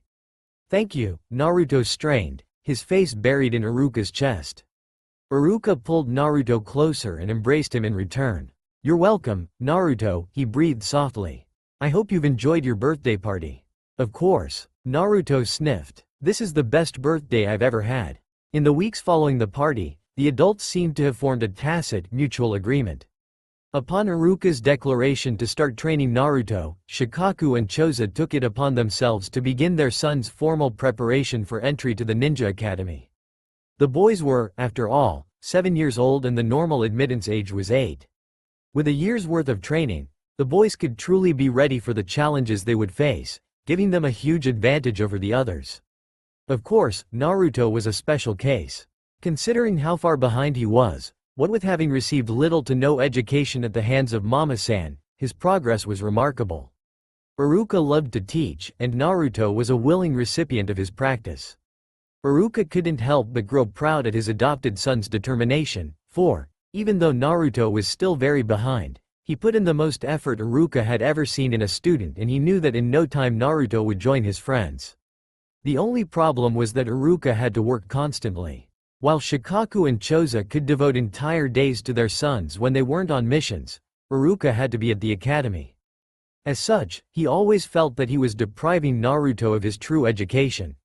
Iruka wished he could give Naruto all the time in the world, but he was struggling to stay afloat as it was, and simply couldn't spare another moment. He tried his best, however, and whenever he had a chance, he would teach Naruto something basic that he could practice on his own. Even though Iruka was oftentimes drained from a full day of work, he could not in good conscience go to bed without having Naruto read to him, or write a letter, or assume a basic taijutsu stance, or demonstrate the hand signs.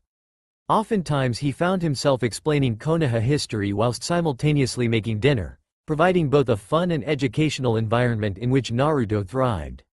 Naruto was especially perceptive to Iruka's increased efforts to teach him. At first, he felt bad that the man should go to such lengths for him, but then he accepted the routine with ardor, knowing that Iruka wouldn't back down. So, he set his jaw determinedly and soaked in Iruka's words with rapt attention, constantly rehashing the information in his head so he wouldn't forget anything. He was so appreciative of Iruka that he couldn't possibly let anything go to waste.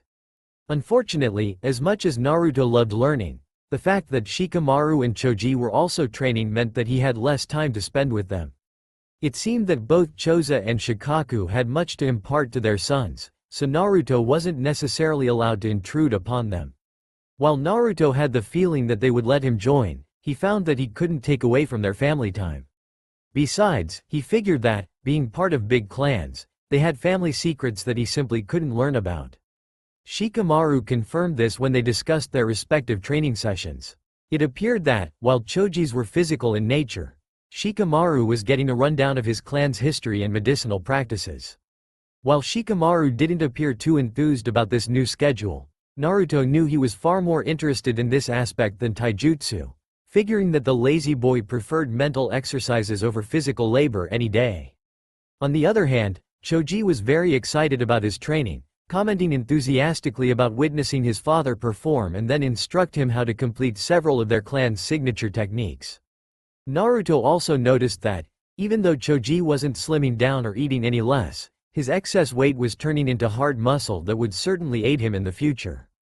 When he spoke his thoughts aloud, Shikamaru readily agreed with his assessment, making Choji blush happily. Naruto's time with Choji and Shikamaru was drastically reduced, so he cherished the moments he had with them. Initially, it was a hard adjustment to this new way of life. Naruto found himself with copious amounts of time which, at first, he used to clean the apartment and make sure everything was spick and span.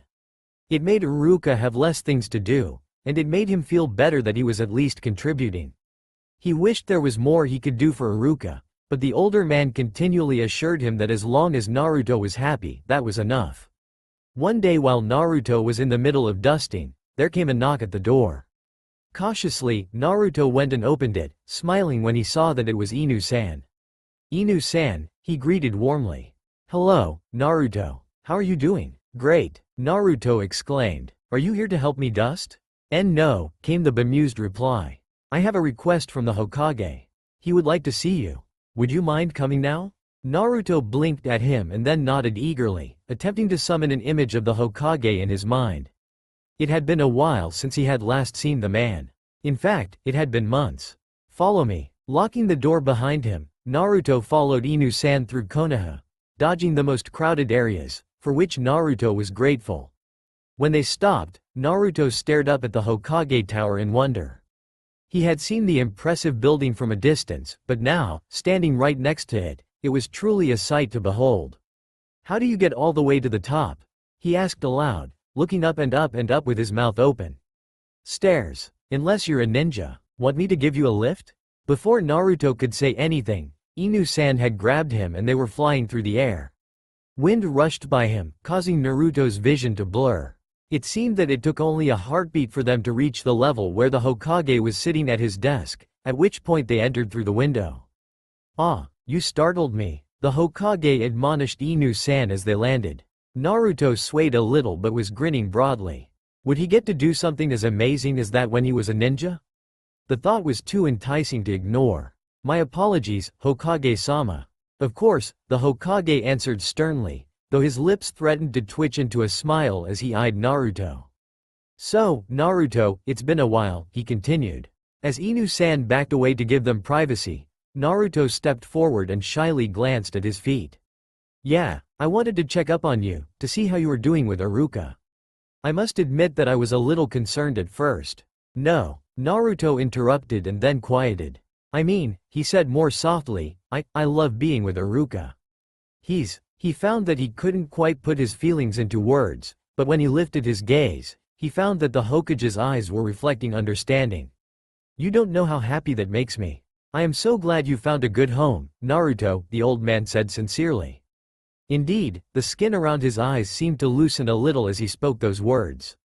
"It's great," Naruto burst out suddenly. "I made friends and then I met their families and they're really nice. We had a birthday party and I got lots of presents and I was so happy. It was the best party I've ever had. And then Iruka gave me some kunai and now he's training me and I've decided that I want to be a ninja." The Hokage blinked serenely as Naruto's words rushed out of his mouth in one long stream of air. Only the last bit was distinguishable. "A ninja?" Naruto nodded vigorously. "Especially if I can fly like Inu-san." "Fly?" the Hokage repeated dubiously before chuckling. "Ah yes, that's a good aspiration to have. You've got to train and study hard then." "Yeah," Naruto agreed enthusiastically. The Hokage's smile faded slightly. "But Naruto, be prepared. Not everyone at the academy is going to be nice to you," he added delicately. Naruto's bright face extinguished immediately as he swallowed hard. "I know," he murmured. His face slowly transformed into a frown of contemplation. Hokage-sama?" The Hokage braced himself. I used to think I was a bad person," tremored Naruto's small voice. "But now I don't know anymore." Do you know?" he finished timidly, abruptly trembling at the anticipated response. The Hokage inwardly sighed in relief. "Naruto, I know for sure that you are not a bad person. You are far from it, in fact." "Really?" Naruto breathed, daring to hope. "Absolutely," the Hokage emphasized. Naruto grew thoughtful once more, causing the Hokage to inhale a sharp breath. "But, if I'm not a bad person, then why?" "I'm sorry, Naruto," the Hokage cut in, fearing it would come to this. "But I am unable to answer that question at this time. I promise that when you're old enough, I will explain everything. For now, I'm afraid you'll just have to endure for a little longer." Naruto hung his head. "On the bright side, you should focus on your ninja training," the Hokage tried to cheer him up. "Who knows, maybe someday you'll get your head carved into the mountain as Hokage." "Really?" Naruto asked with wide eyes. "Oh yes. And Hokages can do more than just fly," he hinted, winking as Naruto gasped. "Wow, I should become Hokage." The Hokage laughed. "That's right. Good luck with your training, and please give this to Iruka for me." He handed Naruto an envelope and dismissed him. Just as Inu-san was about to give Naruto a ride down, the Hokage stopped them. They both paused at the window, to which the Hokage smirked. "Before you leave, I just wanted to say one more thing." Naruto held his breath. "Happy birthday, Naruto." Naruto grinned and then let out a scream as Inu-san dropped out of the window. The Hokage leaned back in his chair. "I'll have to look out for that one. Another worthy contender of my job," the old man laughed dryly. He turned to wistfully stare out at the sky. "Someday." Iruka was surprised when Naruto related this adventure to him later that night, and decided it was best to wait to open the Hokage's envelope. When he was sure Naruto was fast asleep, he crept into the kitchen and gently tore open the wrapping. Inside was a heartfelt thank you note accompanied with a check and a notice that Iruka was about to receive a significant raise. Iruka stared at the contents of the envelope for a good 10 minutes, trying to process them, before he finally decided to go to sleep. After putting the envelope away, he crawled into bed with his mind still reeling. A few days later, Naruto found himself alone and rather bored. He had cleaned every possible surface of his home, finished all the laundry, dusted all the shelves and even vacuumed all the floors. To his knowledge, everything was in its place. Books were stacked neatly, the bed was made. Naruto had nothing else to do, and Shikamaru and Choji were both busy. He decided to practice stances and hand signs, which took about an hour. Then he sat down to do some reading and writing, but whenever he got stuck, there was no one to correct him. It got so frustrating that he had to put it away. At last, Naruto couldn't help it. He put on a light coat and headed outside, locking the door behind him. He had two plans in mind. 1. Search for Inu-san and beg him to teach him some cool techniques, and 2. Stop by Ichiraku's for a meal, since it had been a while since he had last seen them. Considering that Naruto knew Inu-san was sneaky, he decided to go on some roundabout routes through Konoha in hopes of catching him. He knew the Anbu was pretty stealthy, but he wanted to challenge himself and see if he had developed the ninja senses Iruka had told him about. While he was snooping for Inu-san on the outskirts of Konoha, Naruto came across a road he had never seen before. In the distance, he could see the sparkles of the sunlight on water, and he was intrigued. Following the road, he came to a connecting path that led down to a dock on which someone was sitting. Squinting, Naruto thought he could make out a picture on the back of a black-haired boy's shirt.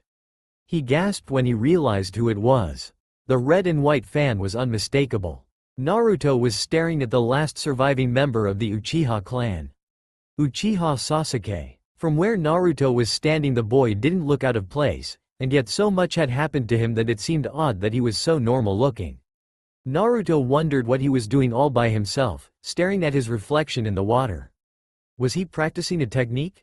Naruto had heard that he was already the top of his class at the Ninja Academy, and he was only 7 years old. As Naruto stared at him further, he realized that Sasuke wasn't practicing a technique. He was just sitting, deadly still, staring at his reflection as his fists clenched and unclenched. The boy seemed to be experiencing some rather harsh emotions, and Naruto felt a stab of empathy. He knew what it was like to be lonely. He couldn't imagine what Sasuke must be going through, having had someone and then getting them ripped away. Naruto shuddered to think of losing Iruka, or Choji or Shikamaru, and his insides clenched painfully. Thinking of Choji and Shikamaru reminded Naruto of the beginning of their friendship. He had been alone before he met them, and they had really changed his life. Maybe Sasuke needed a friend, too. Maybe Naruto could be the one to help him overcome his sadness and anger. It was worth a try, wasn't it? Naruto slowly approached Sasuke, not wanting to scare him. As he got closer, he saw Sasuke's eyes flicker back to him, so he knew Sasuke was aware of his presence. Hi, he said shyly. Go away, Sasuke interrupted coldly. I don't care who you are. Just leave me alone. But, Naruto tried feebly, suddenly at a loss for what to say. He hadn't expected Sasuke to be so blunt. I wanted to invite you to a great restaurant I know. Why would I go somewhere with you? I don't even know who you are. Naruto bristled. I tried to introduce myself but you wouldn't let me. Sasuke shrugged indifferently and ignored him. Naruto contained his anger, trying to remember the tragedy Sasuke had undergone. I'm Uzumaki Naruto. At this pronouncement, Sasuke abruptly shifted to stare at Naruto with wide eyes. You're Naruto? He repeated incredulously. Naruto wasn't sure he liked Sasuke's tone of voice, but nodded anyways.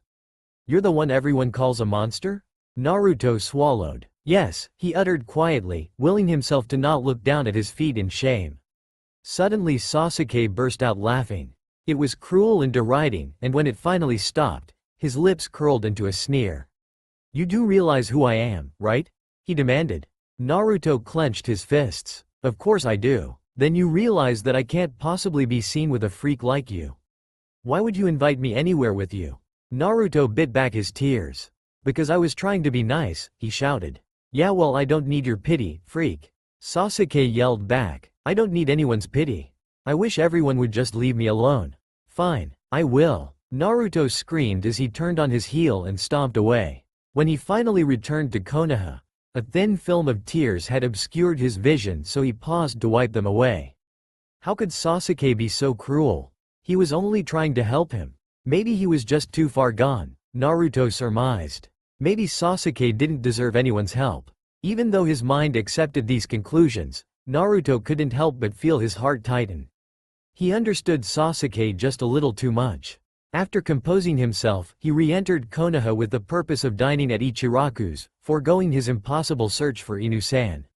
As he rounded a particular corner, he thought he heard someone calling his name. He spun around and came face to face with a breathless Sakura. "Naruto, hey," she greeted him. "Remember me?" Naruto felt his mouth open and quickly shut it before she noticed. How could he have possibly forgotten someone as pretty as her? "Of course I remember you," he stammered quickly. Sakura giggled at his discomfiture and then changed the subject. "So, what are you up to?" Naruto bit his lip. "Nothing much. I was, heading to lunch at Ichiraku's." Really? Lunch sounds good right now. Can I come with you? My mom gave me some money to spend where I want." Naruto felt a blush creep onto his face. Was Sakura asking to go on a date with him? Sure. Naruto strained through a mouth that had suddenly gone bone dry. "Great," Sakura chirped. "Lead the way." Naruto almost fainted when she grabbed his hand, and was surprised when, despite himself, he found himself involuntarily steering her toward Ichiraku's. When they got inside and settled onto two bar stools, Tucci turned around and displayed a brilliant smile. "My favorite customer. It's been a while, Naruto." "Yeah, it has," Naruto agreed. "Oh, Naruto," Ayame greeted as she appeared behind the counter. Suddenly, she noticed Sakura and winked pointedly at him. "Who's this? Your girlfriend?" "No," Naruto said more forcefully than he intended. Sakura seemed oblivious to this conversation as she exchanged pleasantries with Tucci. "Really?" Ayame teased slyly, her mouth setting into a smirk. Naruto nodded vigorously as he shrank down into his seat, mortified.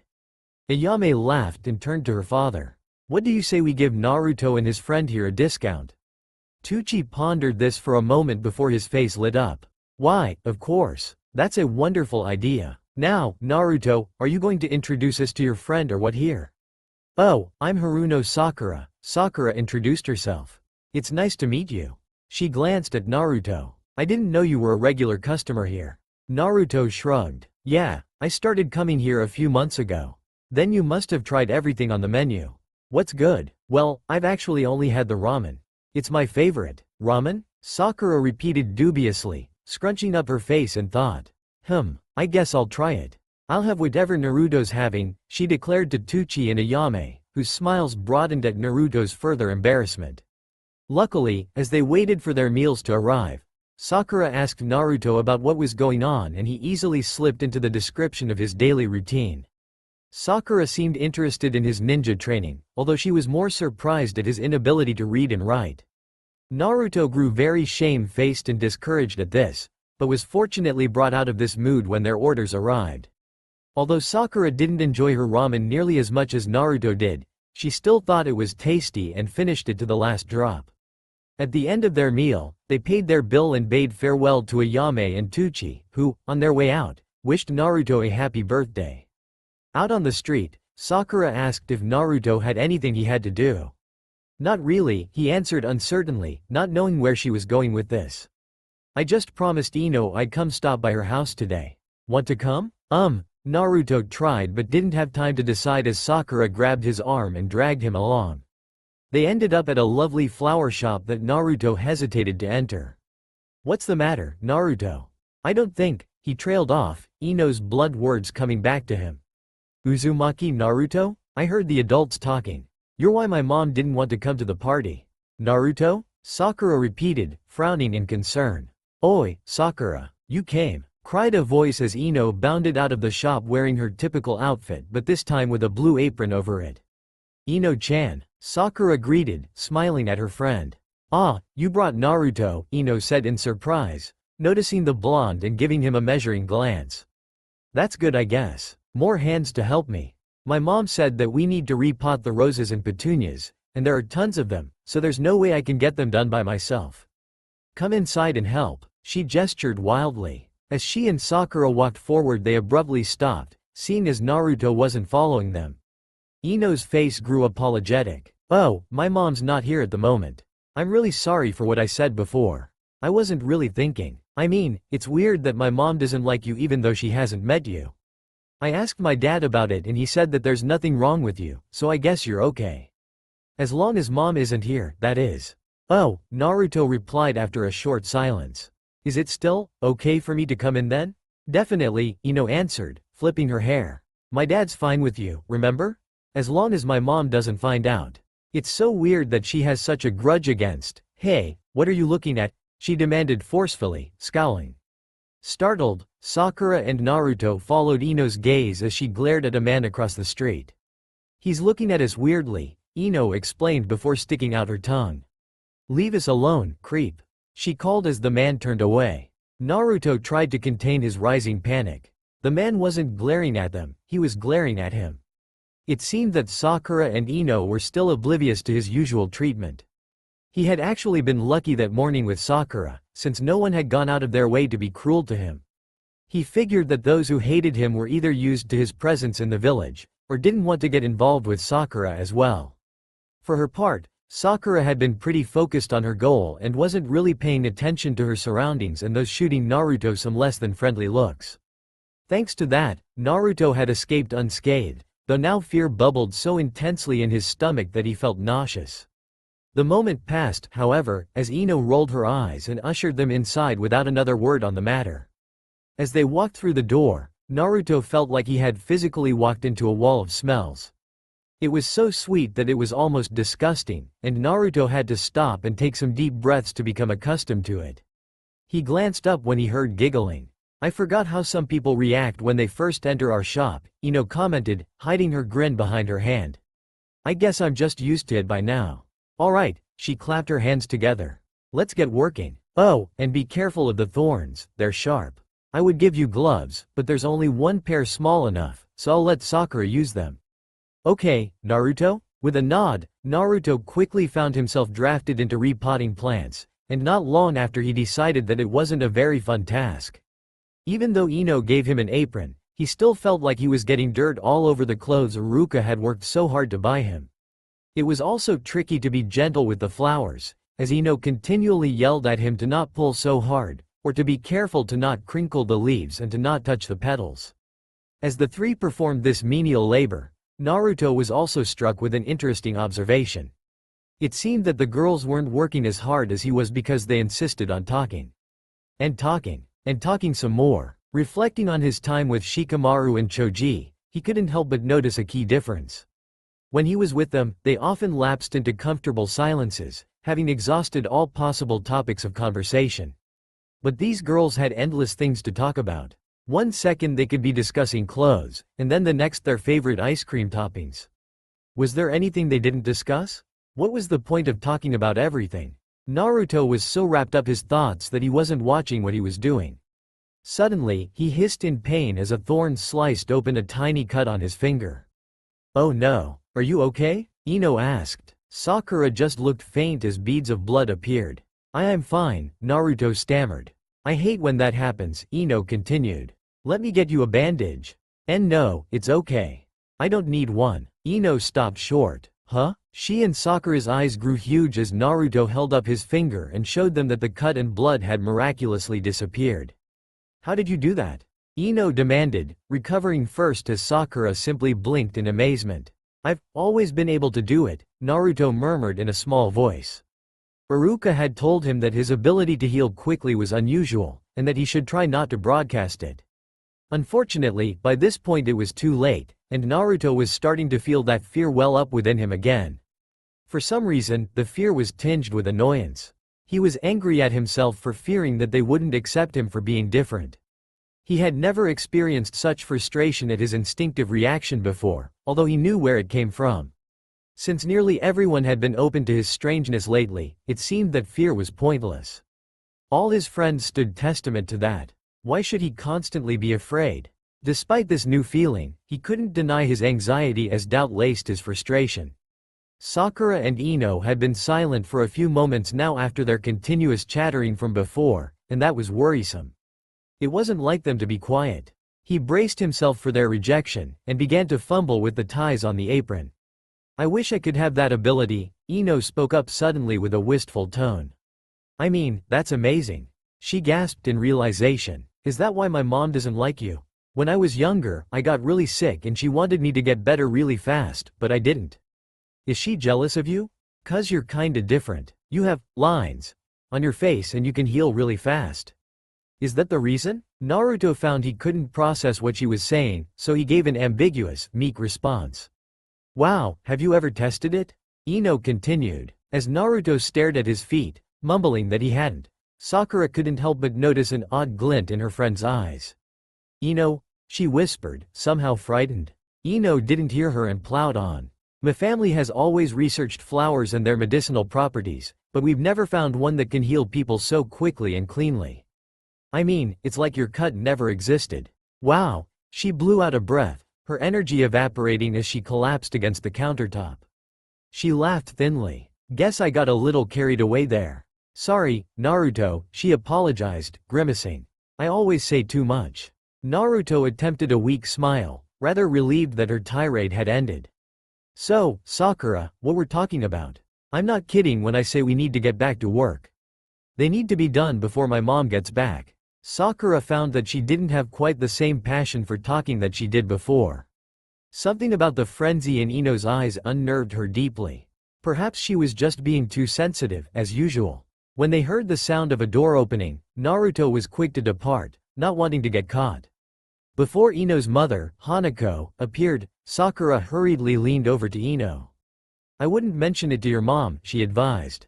Mention what? Ino wondered. You know? Sakura hedged. Oh, yeah, of course. Something about Ino's tone made Sakura narrow her eyes suspiciously, although she wiped that expression off her face as Hanako came to investigate their progress. Even though a smile graced her features, Sakura, for one, was not so easily fooled by the Yamanaka woman's calculating gaze as she noted 3 work areas and only 2 workers.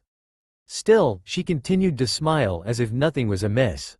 Finally, Hanako suppressed her emotions and relaxed, easing into a light conversation. Even though Ino said nothing about Naruto's presence, Sakura couldn't help but feel that the woman knew. She was also aware that Ino had some flaws, and gossiping was sadly one of them, especially if her mother was involved. Secrets did not remain secrets for long when Ino was around.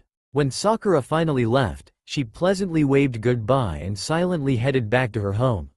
For some reason, she felt uneasy, though she couldn't explain why. Despite Ino's and Sakura's weirdness in comparison to Shikamaru and Choji, Naruto found himself immensely enjoying the time he spent with them. When he wasn't playing with Shikamaru and Choji, he was with Sakura and Ino, and vice versa. He couldn't believe that he was able to make even more friends, for even Ino was growing on him. Although she often stuck her foot in her mouth, as Shikamaru would say, Naruto couldn't help but grow warm at her sincere smiles and kind words. She usually apologized for saying something wrong, which really dashed any pretense of cruelty Naruto might have sensed in her. She wasn't intentionally mean, she just did not think before she spoke. Despite this, Naruto grew to care for her, especially since he really liked Sakura and Ino was Sakura's oldest friend. Though, he did cherish the moments he had alone with Sakura, for she was more sensitive and gentle than the Yamanaka, which Naruto was far better equipped to handle. As their friendship grew and he had more time to spend with them, they began to branch out and wander Konoha, creating some problems for Naruto. One thing that still made him anxious was their increasing awareness of his treatment by the villagers. From what he could tell, it made Sakura embarrassed and confused, while Ino just seemed to assume a mixture of intrigue and animosity. Oftentimes, she told off some of Naruto's worst perpetrators, though she would occasionally mumble something to herself afterwards that related to her mother's perceptions. Out of all of his friends, Ino seemed the most curious as to why Naruto was treated the way he was. While she did straightforwardly ask him about it, Naruto could only meekly explain he didn't know the reason himself, which strangely incited Ino even more. After some time, she became convinced that it was Naruto's healing ability that made him different and freakish in the minds of the villagers, whom she proclaimed were just jealous. It made Naruto uncomfortable whenever she brought it up, since it was not a secret he wanted divulged to everyone. He didn't know what would happen if some particularly cruel attacker wanted revenge on him and knew that he could heal. How far would the man go? How much could Naruto take? These thoughts always made him shudder, and luckily Sakura was sensitive to this, so she constantly diverted their conversations away from such a touchy subject. Naruto couldn't help but be very grateful for this and made sure to give Sakura an extra special smile when he could to show her his appreciation. Lately, for some odd reason, his smiles to her made her turn her face away from him, and he wasn't sure why. All he did know was that it made his insides flutter peculiarly. It seemed that Naruto should have no time left for anything but training and spending time with his friends. But there was one more thought that dominated his mind at odd moments. It always started with an unpleasant memory and then a quick reminder of a tragedy. Uchiha Sasuke. Sasuke was never far from his mind, no matter how hard Naruto tried to bury thoughts of him. The boy had wounded him deeply, and yet there was still a connection between them despite his outright rejection. Naruto couldn't explain it, but he felt such empathy for Sasuke that sometimes it made his chest hurt. Thinking of Sasuke always brought back memories of his own life, and he couldn't help but reflect on where he might be without his precious people. And as far as he knew, Sasuke was still alone. He had witnessed it, in fact, when he traveled with Iruka to the market to buy groceries a little over a week after their first encounter. It was on this very day that Naruto decided once and for all to initiate his plan. Bring on the tomatoes. Naruto and Iruka were wandering through the open-air market, eyeing potential produce. Not wanting to be a bother, Naruto clung closely to Iruka, though he knew that only caused nastier looks in their direction. Fortunately, Iruka was above their scorn and carried on normally, showing Naruto which vegetables to pick, and explaining what some of them were. What's that weird purple one? Is it a giant, mutated bean? No, that's an eggplant, Naruto. The couple was having a marvelous time, though some of the vendors hawked outrageous prices seeing that Naruto was there. Instead of getting angry at them though, Iruka always smiled pleasantly and pointedly walked to another merchant selling the same thing. Apparently, vendors didn't take too kindly to losing business to a rival, so the stigma attached to Naruto quickly vanished in the exchange of money from one hand to another. It was essentially a game that Naruto and Iruka played as they laughed together over the pettiness of a few disgruntled salesmen. During those treasured moments, Naruto always forgot that he was the village pariah, the one supposed to be hated and abused. Instead, he felt like he and his father were playing some good-natured pranks and getting away with them. It was thrilling and wonderful, and it warmed Naruto to the heart every time Iruka winked at him, knowing the sale was in the bag. Things changed when they arrived at a booth selling cabbages.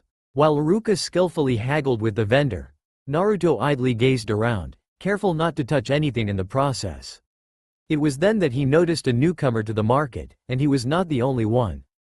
All eyes seemingly turned toward the conspicuously alone raven-haired boy who simply pretended to be unaware of the attention focused on him and the picture of a fan on his back.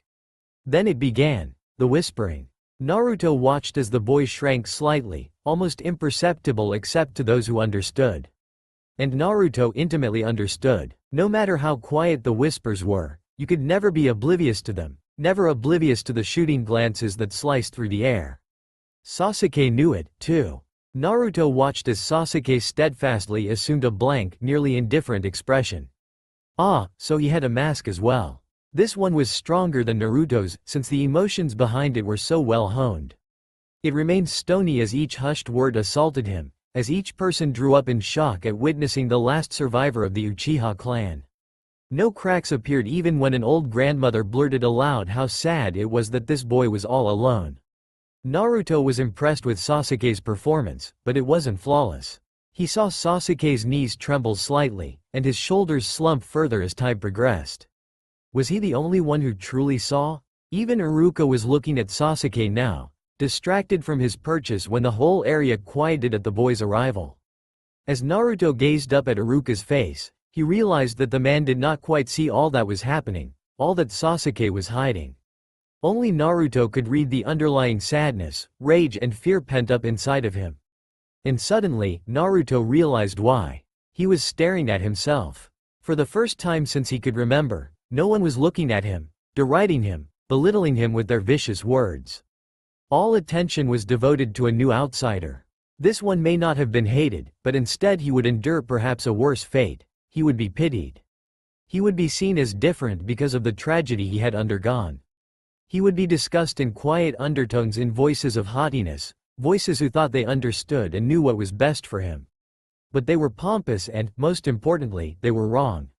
They knew nothing. They were ignorant of everything but their own comfortable lives. They had never experienced suffering, were never the center of attention when they wanted only to crawl into a ball and hide from everything. They had never felt pain, been hurt so badly that it seemed like the world would stop functioning if they closed their eyes and wished for death.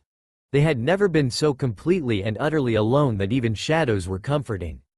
They didn't know. They couldn't possibly know. But Naruto did. He knew, and that realization made his chest swell so that he couldn't breathe. His heart seized and then beat rapidly as Sasuke's dull eyes surveyed the surroundings and then stopped on the cart next to the one with cabbages. He did not even acknowledge Naruto's presence as he selected a large quantity of tomatoes, paid the awestruck vendor and glided out of sight like a phantom. Even in his wake the marketplace remained subdued, as if his existence still lingered like a pall, oppressive mist. Then everything returned to normal. Voices barked, babies cried, women laughed. It was as if nothing had happened, and yet to Naruto, everything had happened. Iruka turned back to the cabbage merchant and villagers continued on their journeys through town. Only Naruto remained frozen, rooted in place by a powerful grip, but of what? Was it still empathy? Sympathy? Naruto didn't know anything except that he needed to try to befriend Sasuke again, repeatedly if necessary. In fact, he wouldn't give up until the other boy relented. It was as if in that moment, that long and slow moment, the universe had told Naruto it had a mission for him, that he owed it for his current happiness. And this was how he would repay his debt. Iruka, can we buy some tomatoes next? Naruto figured that the best way to get through to Sasuke was with food. That was how he had first made friends with Ramen Ojii-san and Ramen Oni-san, after all. Sasuke was still human, and Naruto thought that he wouldn't be able to resist his offers of food, not after persistent efforts. He did appear to like tomatoes an awful lot, if the huge quantity he had bought was any indication.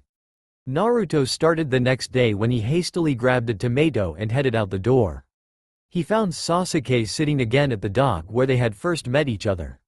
Not for the first time, he wondered about the academy's hours, and if Sasuke simply skipped classes to be here. The latter seemed most likely, considering that he was a reputed genius and no instructor in their right mind would deny the last surviving Uchiha whatever he wanted. Just thinking about it angered Naruto a bit, as he thought of Sasuke taking advantage of his status. Then again, Naruto wasn't sure he wouldn't do the same in Sasuke's position. He decided to dash those thoughts out of his mind and concentrate on his mission. As he stealthily approached Sasuke, he was a little disappointed that the Uchiha noticed him. Apparently his ninja skills weren't quite up to par yet. "I thought I told you to leave me alone, freak," Sasuke hissed, not bothering to even look at Naruto as he spoke such cruel words. Naruto willed himself to not react. "Here," he said instead, holding out a tomato. Sasuke glanced at him quickly and scoffed in disbelief. "What? Here, I brought it for you. It's a gift. Are you joking? What the hell? I got it for you," Naruto repeated. Sasuke shook his head at the ridiculousness of it all. "That's stupid. Why would you even think of something so idiotic? I don't want your stupid tomato." "Fine," Naruto said aloofly. He calmly walked forward and set the tomato down on the dock next to Sasuke. "What are you, deaf? I don't want your stupid tomato."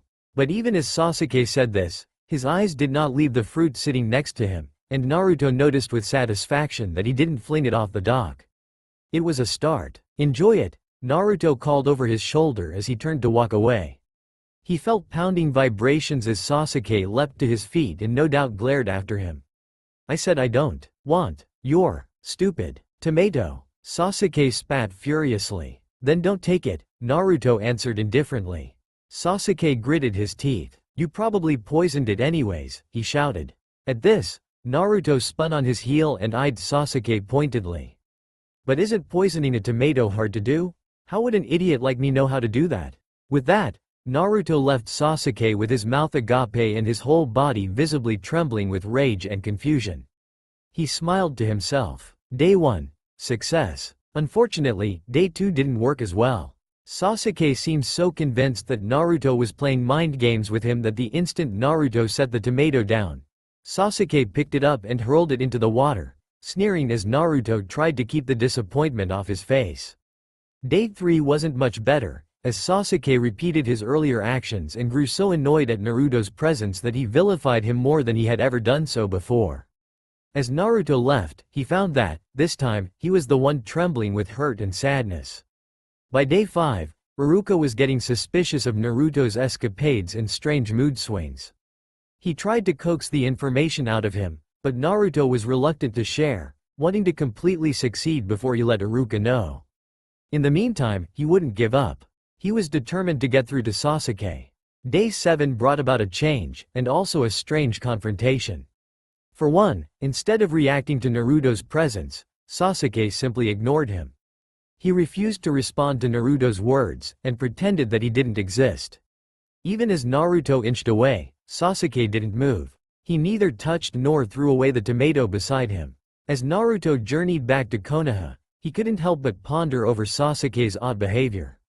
Did this mean he was making some progress? Naruto was so wrapped up in his thoughts that he almost didn't realize that he was about to walk into someone. He snapped out of it just before the collision, but before he could escape, the person glanced up and saw him. "Naruto?" rang a sweet voice.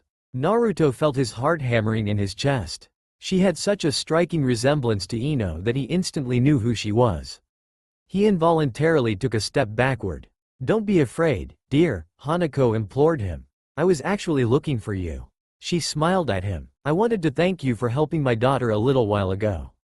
Naruto's throat was so dry he couldn't manage a sound. Not to mention the fact that he was face to face with a woman whom everyone had claimed hated him. Stranger yet, she was acting nice to him. Naruto didn't know what to think. His brain was locked. "I actually meant to talk to you, Naruto. Would you mind coming with me for a short walk?" Naruto nodded mutely, trying to decide whether or not he should run or obey her. He quickly peeked at her eyes and found that he couldn't quite read them. Was she being sincere? He scanned her person, attempting to determine if she had any weapons she could use against him. All she was carrying in her hand was a basket with some fruit and vegetables inside covered with a small towel. Was anything else concealed? "It's all right," she assured him. She reached out as if to touch him, then seemed to think better of it.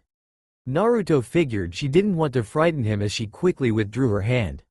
"Won't you come?" Naruto swallowed and then acquiesced, tamely following the Yamanaka woman as they walked back through town. Naruto felt his breathing grow rapid as she ushered them into an alley, but then it emerged into a field of bright yellow flowers. Naruto tried not to get distracted by the scene, but it was a beautiful sight, and Hanako appeared equally delighted. "Come, let's sit. I just wanted to get away from the village for a moment." "Careful," she abruptly admonished as Naruto almost crushed a flower.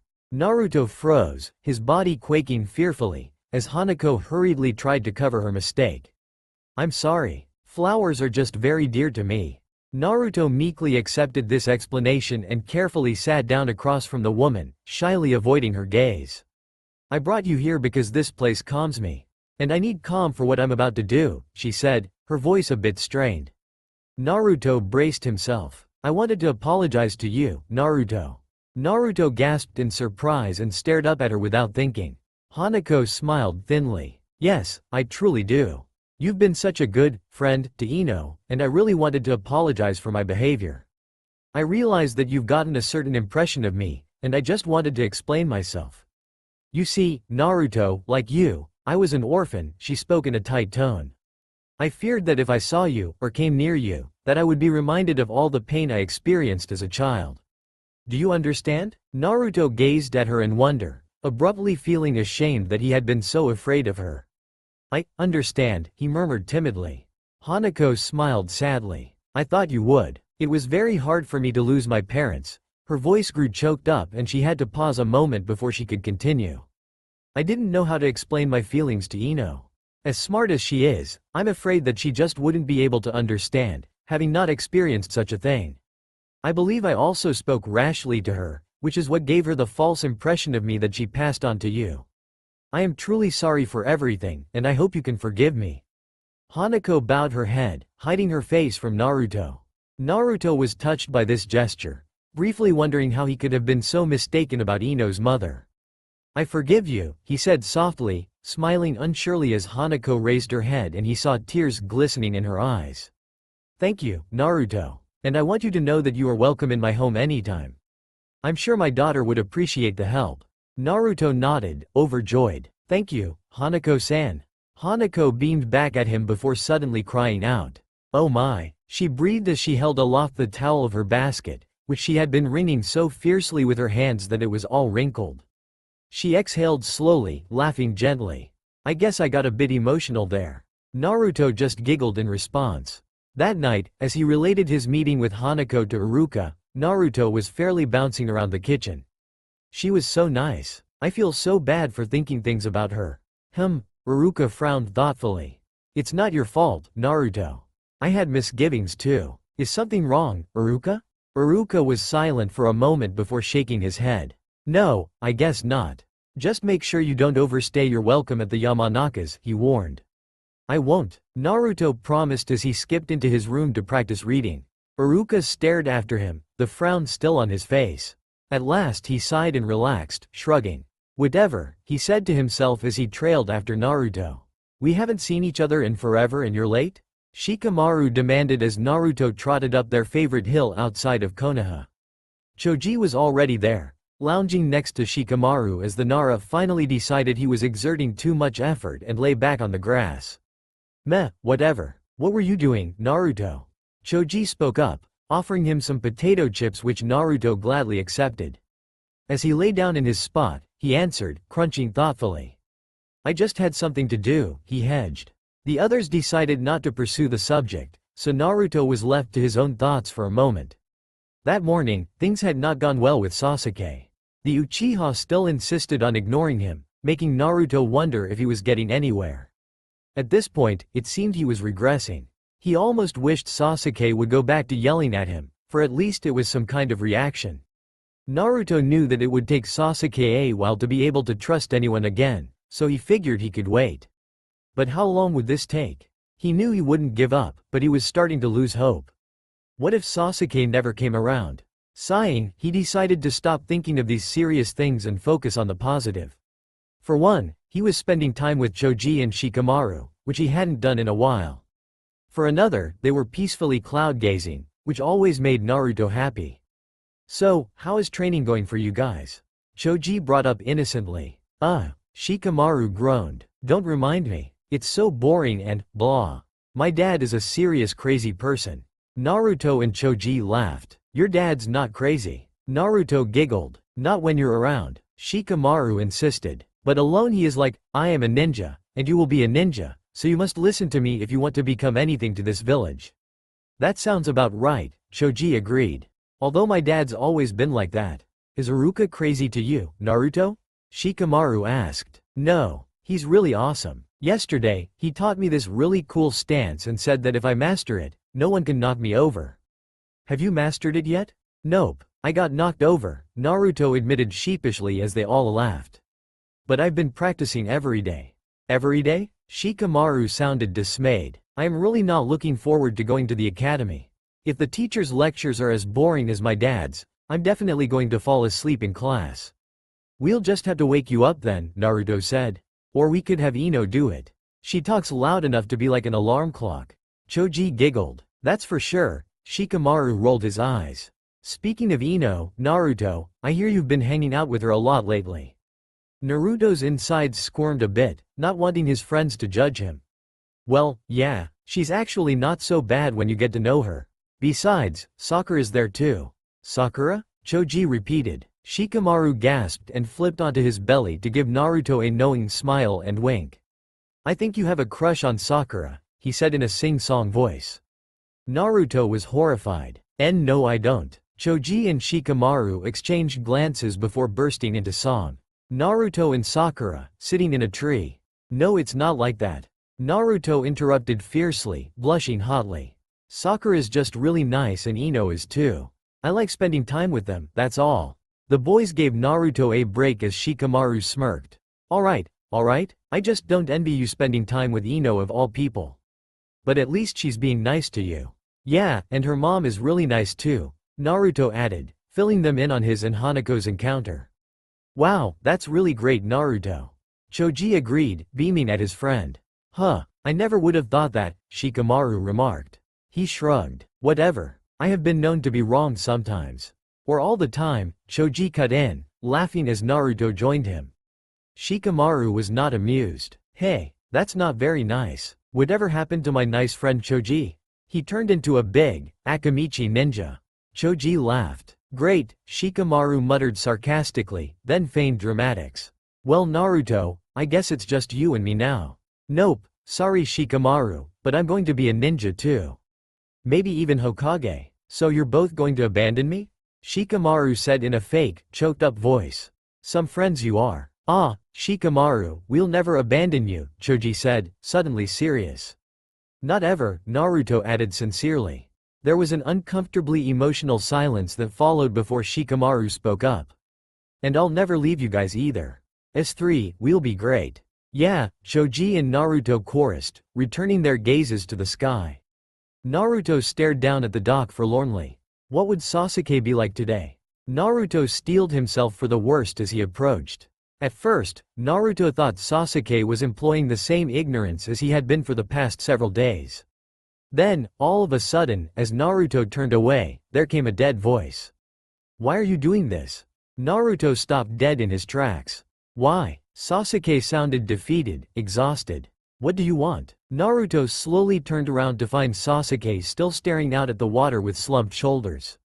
I want to be your friend. There was a pause. Then, my friend? He repeated in disbelief. You want to be my friend? Yes. Sasuke swiveled around to face him, his eyes glaring suspiciously. Why? Because I know what it's like to be alone, Naruto answered truthfully, not backing down from Sasuke's calculating gaze.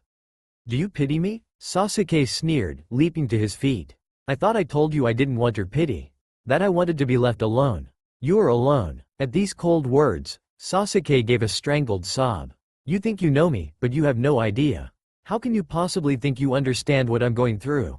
Because I'm Uzumaki Naruto. He didn't need to explain himself. His name stood for everything. Sasuke was fighting strong emotions. He nearly looked on the verge of tears, though he stubbornly refused to let them fall. I don't need anyone, especially not you. I don't need any friends. I just need, his voice trailed off hopelessly as he sank to his knees and buried his face in his hands. Naruto slowly put a comforting hand on the trembling Uchiha's shoulder, but wasn't expecting to be violently thrown aside. This was so unexpected that Naruto lost his balance and tumbled off the side of the dock and into the water. He didn't get a chance to breathe before he plunged beneath the surface, gulping water. He thrashed with his hands, desperate to reach the surface, but it was so far away and he was sinking quickly. He was painfully reminded of his inability to swim, and now he was about to die. His flailing only served to make him sink faster. He couldn't breathe. His lungs burned, his eyes burned. The shimmering water above him seemed to blur before his eyes as darkness descended, but not before a strange sensation erupted in his belly. It was a feeling of utter desperation and despair, but also of fierce rage and frustration. A haze of red tinged the shadow of his vision as Naruto felt himself losing consciousness. Then, out of nowhere, there was a hand and a face. The hand grabbed his shirt and yanked hard, dragging him up from the depths. Naruto broke the surface with a gasp, but was too weak to help as the nameless savior pulled him up onto the dock and then collapsed beside him, heaving tiredly. Naruto breathed sweet oxygen as he coughed up water, spitting it out as he rolled onto his side clutching at his stomach. Those strange emotions he had felt before were gone, for which Naruto was grateful. They had scared him because he didn't know their origins. Where had they come from? You stupid idiot, came a breathless voice, jarring him out of his musings. Naruto blinked vapidly and saw Sasuke's face float into existence before him, his black hair hanging about his face and dripping wet. How can you not know how to swim, moron? From that moment on, Naruto considered Sasuke his friend, and although the Uchiha would never admit it, he had crossed the line into friendship the instant he decided to pull Naruto out of the water. The first few days of their friendship were interesting, to the say the least, and quite a bit awkward for Sasuke. Although some deep, remote part of him did consider Naruto his friend, he found that he couldn't voice that sentiment out loud. He kept telling himself that he was allowing Naruto to spend time with him because the blonde was indebted to him for saving his life, and he was honor-bound to such a contract. However, as time passed, he found himself increasingly looking forward to Naruto's company if not to distract him from his loneliness. The blonde was always so annoyingly cheerful that Sasuke couldn't help but forget his morose thoughts and for once concentrate on the present. Left to his own, his thoughts would only swirl to the past and the future, and the strength he would need to avenge his clan by killing his brother. Naruto's brightness provided a welcome respite from dark considerations. One day, they had convened as usual on the dock. So far, they hadn't ventured anywhere, since Naruto had sensed Sasuke's reluctance to such an activity. To appease him and not aggravate their new relationship, Naruto was fine to simply dangle his legs over the edge of the dock and prattle on about anything and everything. At times he paused for Sasuke's input, which was growing each day. Naruto was very satisfied with his new friend's progress, if hearing his voice was any indication. In the beginning, Sasuke had said nothing at all, so now to hear him at least mutter a quick word or two made his heart soar. Naruto also realized something strange. He had told Sasuke more than he had told any of his other friends combined. Even though they had only had a few conversations, mostly one-sided, Naruto had broached topics he was too afraid to go into with the others, even Iruka. He didn't know why being around Sasuke loosened his tongue, but it made him feel good to get certain things off his chest. Although he knew Sasuke wasn't scornful of these deep, personal revelations, for the Uchiha usually just listened and made no comment on these subjects. Naruto made sure to also include lighter material. Like ramen, Naruto could speak endlessly about the delights of ramen, and was so enraptured in his descriptions that he jumped when Sasuke fiercely interrupted. "Moron, stop talking about ramen already. You make it sound like food from the gods, and it definitely isn't." Naruto pretended to be offended. "What? How could you say that? Have you ever even tried ramen, idiot?" Sasuke sniffed. "No, though it sounds to me like you've never eaten anything else in your life. You have no base for comparison." "Yes I do. But once you've had ramen, you can't go back," Naruto swore passionately. Sasuke rolled his eyes. "Yeah right." Naruto leapt to his feet. "I can prove it. Let's go to Ichiraku's right now." After Sasuke didn't reply, Naruto added, "I did invite you a while ago, and you can't keep putting it off. You've got to come." Suddenly, Sasuke assumed a malicious grin and began to cackle. Naruto was taken aback. "Sasuke?" he asked nervously. "I think we should go to Ichiraku's." He began to cackle again, though as his face lightened, the cackle gradually became deriding laughter. Naruto was relieved at this, if only that it was laughter at all. "Why did you change your mind?" Sasuke's grin became accentuated by a spark that had long been missing from his eyes. "I was just picturing people's faces when we're seen together," he explained, his voice abruptly cutting off as he laughed scathingly. Naruto paused to think about it and then returned Sasuke's Cheshire grin, picturing the revulsion on some of the villagers' faces. Sasuke, the golden boy with the village pariah? The scandal, the outrage, reactions would be priceless. This should be good. Sasuke smirked as he stood and the pair headed into Konoha. Tucci had seen many odd things in his life, but was never more surprised when his favorite customer arrived with none other than the Uchiha boy beside him, both clutching their sides and biting back laughter. The sight was more unnerving than he cared to admit, though his unease abated slightly at seeing their utter mirth. He knew that both boys certainly deserved happiness in their lives after what they had been through, but he had never thought that they would find happiness in each other. Of all the friendships in the world, this had to be the most puzzling. Did you see that guy staring at us, with his mouth wide open? He was just standing there, staring, and then almost got run over." Naruto was laughing breathlessly as the two mounted respective barstools. "I personally liked the old woman whose expression went from confusion to anger so quickly that her face turned purple." Sasuke added, his smile dropping once he noticed Tucci eyeing them curiously. Naruto turned to the old man and beamed. "Ramen Ojii-san. I brought another friend today. This is Uchiha Sasuke." Sasuke nodded curtly in greeting even as he muttered, "Idiot," under his breath, seeing his introductions were clearly unnecessary. "It's nice to meet you, Sasuke. I'm Tucci." Tucci introduced himself, though he faltered when he wasn't quite sure what to say next. He was luckily saved by his daughter, who burst through the back smiling. Did I hear Naruto or am I wrong? Oh, Naruto. Great to see you. And you must be. Ayame's words cut off as she paused to collect herself. Uchiha Sasuke, am I right? I've heard of you, though I was never told how cute you were. Ramen Oni-chan. Naruto groaned. Beside him, Sasuke blushed fiercely. He had been called many things since the incident, but never cute. How mortifying. To cover his embarrassment, he quickly assumed his characteristic smirk, keeping his eyes low and his expression dark. Ayame simply grinned wickedly, glad to see a reaction. She smiled brighter as her father gave her a warning glare which she promptly ignored. So, what are your orders today, boys? She asked pleasantly. Miso and beef ramen for both of us. Naruto answered immediately. You too? Sasuke tried to look bored. Sure, maybe if I finally try some Naruto we'll stop talking about it. Never, Naruto vowed. Ramen is my favorite thing in the world. I could never stop talking about it. Sasuke rolled his eyes. Great, he muttered darkly, though Naruto didn't sense any true hostility in his tone. You'll love it, I know it, Naruto said gleefully, grinning exuberantly at Sasuke, who simply harumphed in reply.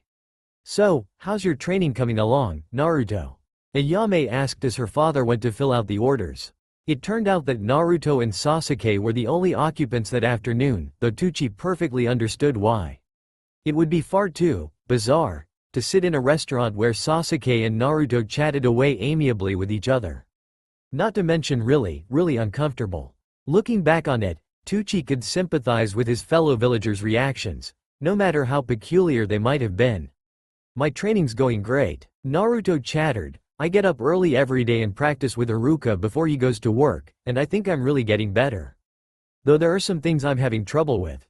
Hey Sasuke, maybe you could help me with them? You're in the academy, right?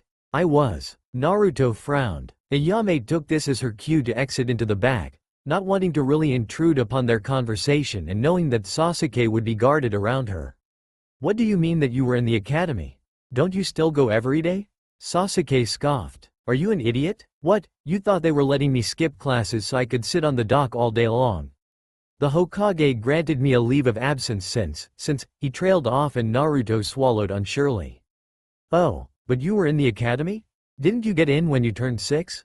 Sasuke nodded petulantly. Yeah, moron. Tucci sucked in a breath, not liking where Sasuke had taken their conversation. How dare he insult Naruto? How utterly rude of him.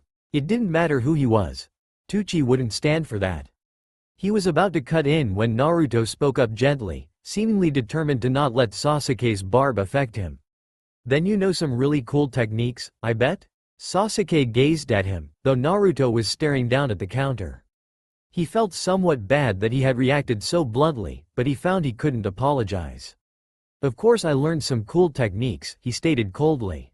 Naruto let a smile creep onto his face as he turned to eye Sasuke excitedly. Will you teach me? Sasuke took in his eagerness and bright face. No. Naruto was unperturbed. Come on, please? Pretty please? I'll keep talking about ramen, he finally threatened. No. Ramen noodles are delicious when they are strung in such a way, and the broth has to have special spices in it to make it really good. So good that you'll never. Fine. Sasuke cut him short. I'll teach you some moves. But it's only because I have nothing better to do anyways. Naruto cheered as Tucci shook his head, smiling. Boy, that Uzumaki kid was something else. When their orders arrived, Naruto immediately dove into his bowl, zealously slurping down the contents. He stopped suddenly and decided to watch Sasuke try his first bite. The Uchiha picked at his bowl unsurely and then sighed, aware of Naruto's penetrating gaze. He gingerly took his first bite and then tipped the bowl into his mouth for a bit of the broth, letting it stay in his mouth a moment before he swallowed. Naruto held his breath anxiously. Sasuke was still as he absorbed the taste, though he made no indication of how he felt. At last, Naruto couldn't take his silence anymore. Well? He demanded. When Sasuke didn't reply, he increased the intensity of his voice. Well? Sasuke relished in Naruto's fretfulness before answering slowly. It's good. I knew it. Naruto erupted. I knew you'd like it. Sasuke rolled his eyes, though there was a slight grin on his face as he took another bite. When both boys were finished, they paid for their meals and stood to leave. Tucci thanked them for their business and told them to come again, though this was automatic. Inside, he was reflecting on what an interesting pair they made. Interesting, yet, somehow, compatible. He couldn't quite explain his feelings on the matter, though after witnessing their interaction firsthand, he couldn't help but feel that their friendship was not a mistake. Maybe they were just what each other needed, by some odd, far-fetched miracle. Naruto was smiling happily to himself as he made his way to the Yamanakas. Although Sasuke had vehemently declined his invitation to the flower shop, Naruto honestly felt as though he had made a huge leap in breaking the shell Sasuke had erected around himself. It made him feel so giddy that he practically skipped to the Yamanakas, ignoring the looks he got from passers-by. He didn't care at all what people thought of him. He had a new friend who was slowly but surely opening up to him. Naruto felt his happiness fade slightly as he entered the Yamanaka establishment and bumped into Ino immediately, who informed him that Sakura wouldn't be joining them. At that moment, when he registered his disappointment at Sakura's absence, the teasing song Shikamaru and Choji had sung to him rushed back to his mind, causing him to flush. Naruto and Sakura, sitting in a tree. Did he really have a crush on Sakura? Suddenly the thought horrified him, and he had to steadfastly assure himself that it wasn't true. No way. He definitely did not like Sakura like that. She was a girl. So what if she was pretty and nice and… No crush here. Naruto, are you okay? You look like you have a fever, Ino voiced up in concern, noting Naruto's very red face. No, I'm fine, he strained through gritted teeth. Ino gazed at him questioningly and then nodded. Oh, okay. One of those quick, amazing, healy things, right? Got it. Sure, Naruto answered, not really paying attention. He was too busy trying to quell his madly swirling thoughts. Ino, sweetie? Came a pleasant voice. Hanako appeared around the corner with a smile on her face that dropped slightly when she saw Naruto. She quickly shook her head and beamed at him as he snapped out of his mood and respectfully greeted her. Hello, Hanako-san. Ah, I didn't know you were coming over. I guess it's a good thing today, though. I did want some help baking. Mom's making cookies, Ino explained. Wanna help? From what Naruto could smell, that seemed like a very good idea. He nodded eagerly and followed the Yamanakas into the kitchen where all kinds of baking utensils were laid out. Ino directed him to a cutting board upon which some cookie dough had been rolled flat. She showed him how to make the cookies into different shapes with cookie cutters, and then how to decorate them with candies and sprinkles. Throughout all of this, she babbled on about nothing in particular. So then I was thinking to myself, maybe if she wore something different she would look better, so we went to another store and I saw an outfit that would work perfectly. Of course, Dad says I should stop thinking about clothes and focus more on my training. Did you know that I started training with my dad, Naruto? He's been showing me some really cool techniques that don't get me dirty at all. They're family secrets, so I can't show them to you, sorry. Dad says that I have to be ready for the academy, and he even said that I should start training with Choji and Shikamaru. At this, she grimaced a bit, for once pausing in her out-loud musings. Naruto nodded absently as she resumed with vivacity. I'm kind of sad though because it looks like I'll be stuck with them. It's not that I don't like them, it's just that I'll be the only girl on the team. I wish the genin teams weren't always formed like that. It would be fun to be on one with Sakura. But seeing as the Yamanakas, Akamichis and Naras have been on the same team for the past 2 generations, I guess I'm stuck with it. Choji's really nice, but Shikamaru can be kind of mean sometimes, and they both really don't have an eye for fashion. Besides, what could I talk to them about? They don't understand me, and even if they wanted to, they would just ignore me, I bet. Not like you, Naruto. You're not like the other boys. Wouldn't it be great if we were on the same team together? I mean, if I could choose I would want a team with my best friends, you and Sakura.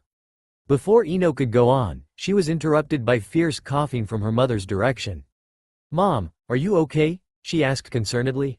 Hanako couldn't answer through her coughing and simply smiled reassuredly as she exited the room to collect herself. When she didn't come back for a while, Ino decided to go after her, telling Naruto to wait behind.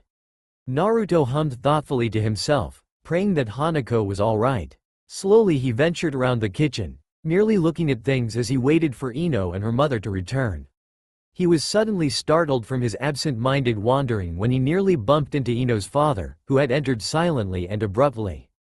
Hello, Naruto, he said in neutral tone. Naruto gawked up at him shyly, still a little intimidated by him. Hello, Inoichi-san. What are you doing here? Inoichi interrupted in a mild tone, though his calculating eyes roved intensely about the kitchen. We were baking cookies, Naruto explained timidly, feeling as though he had done something wrong when Inoichi's eyes narrowed suspiciously. With Hanako? Naruto nodded, biting his lip, just as Ino and Hanako returned. Dear, you've come back early. Hanako smiled tightly. Hi Dad, Ino cried as Inoichi beamed briefly at his daughter and then looked questioningly at his wife. Hanako, might we converse in the other room for a moment? As the adults disappeared into a side room, Naruto released a breath he hadn't known he was holding. He glanced at Ino for a moment. I think I should be going now, he spoke up quietly. Ino, busy with more cookies, looked up in surprise. Huh? But you just got here. And you haven't even had a chance to taste them yet. I don't think your father wants me here, he admitted, staring at his feet. What? No way. I don't want to impose. Naruto. Ino huffed, putting her hands on her hips. You don't have to be afraid of my dad. Her tone softened as she saw that Naruto was shame-faced. It's true though. I guess the whole pupil-less thing is freaky, but my eyes are the same way and you can deal with me, right? I'm not scary, am I? Naruto giggled. No, you're not scary at all. Ino nodded in approval. Right now I'm not, but when I'm a ninja, everyone's going to run away from me. Yeah, but not for that reason. Naruto burst out before he could stop himself. Ino pouted at him, though a small grin played at her lips.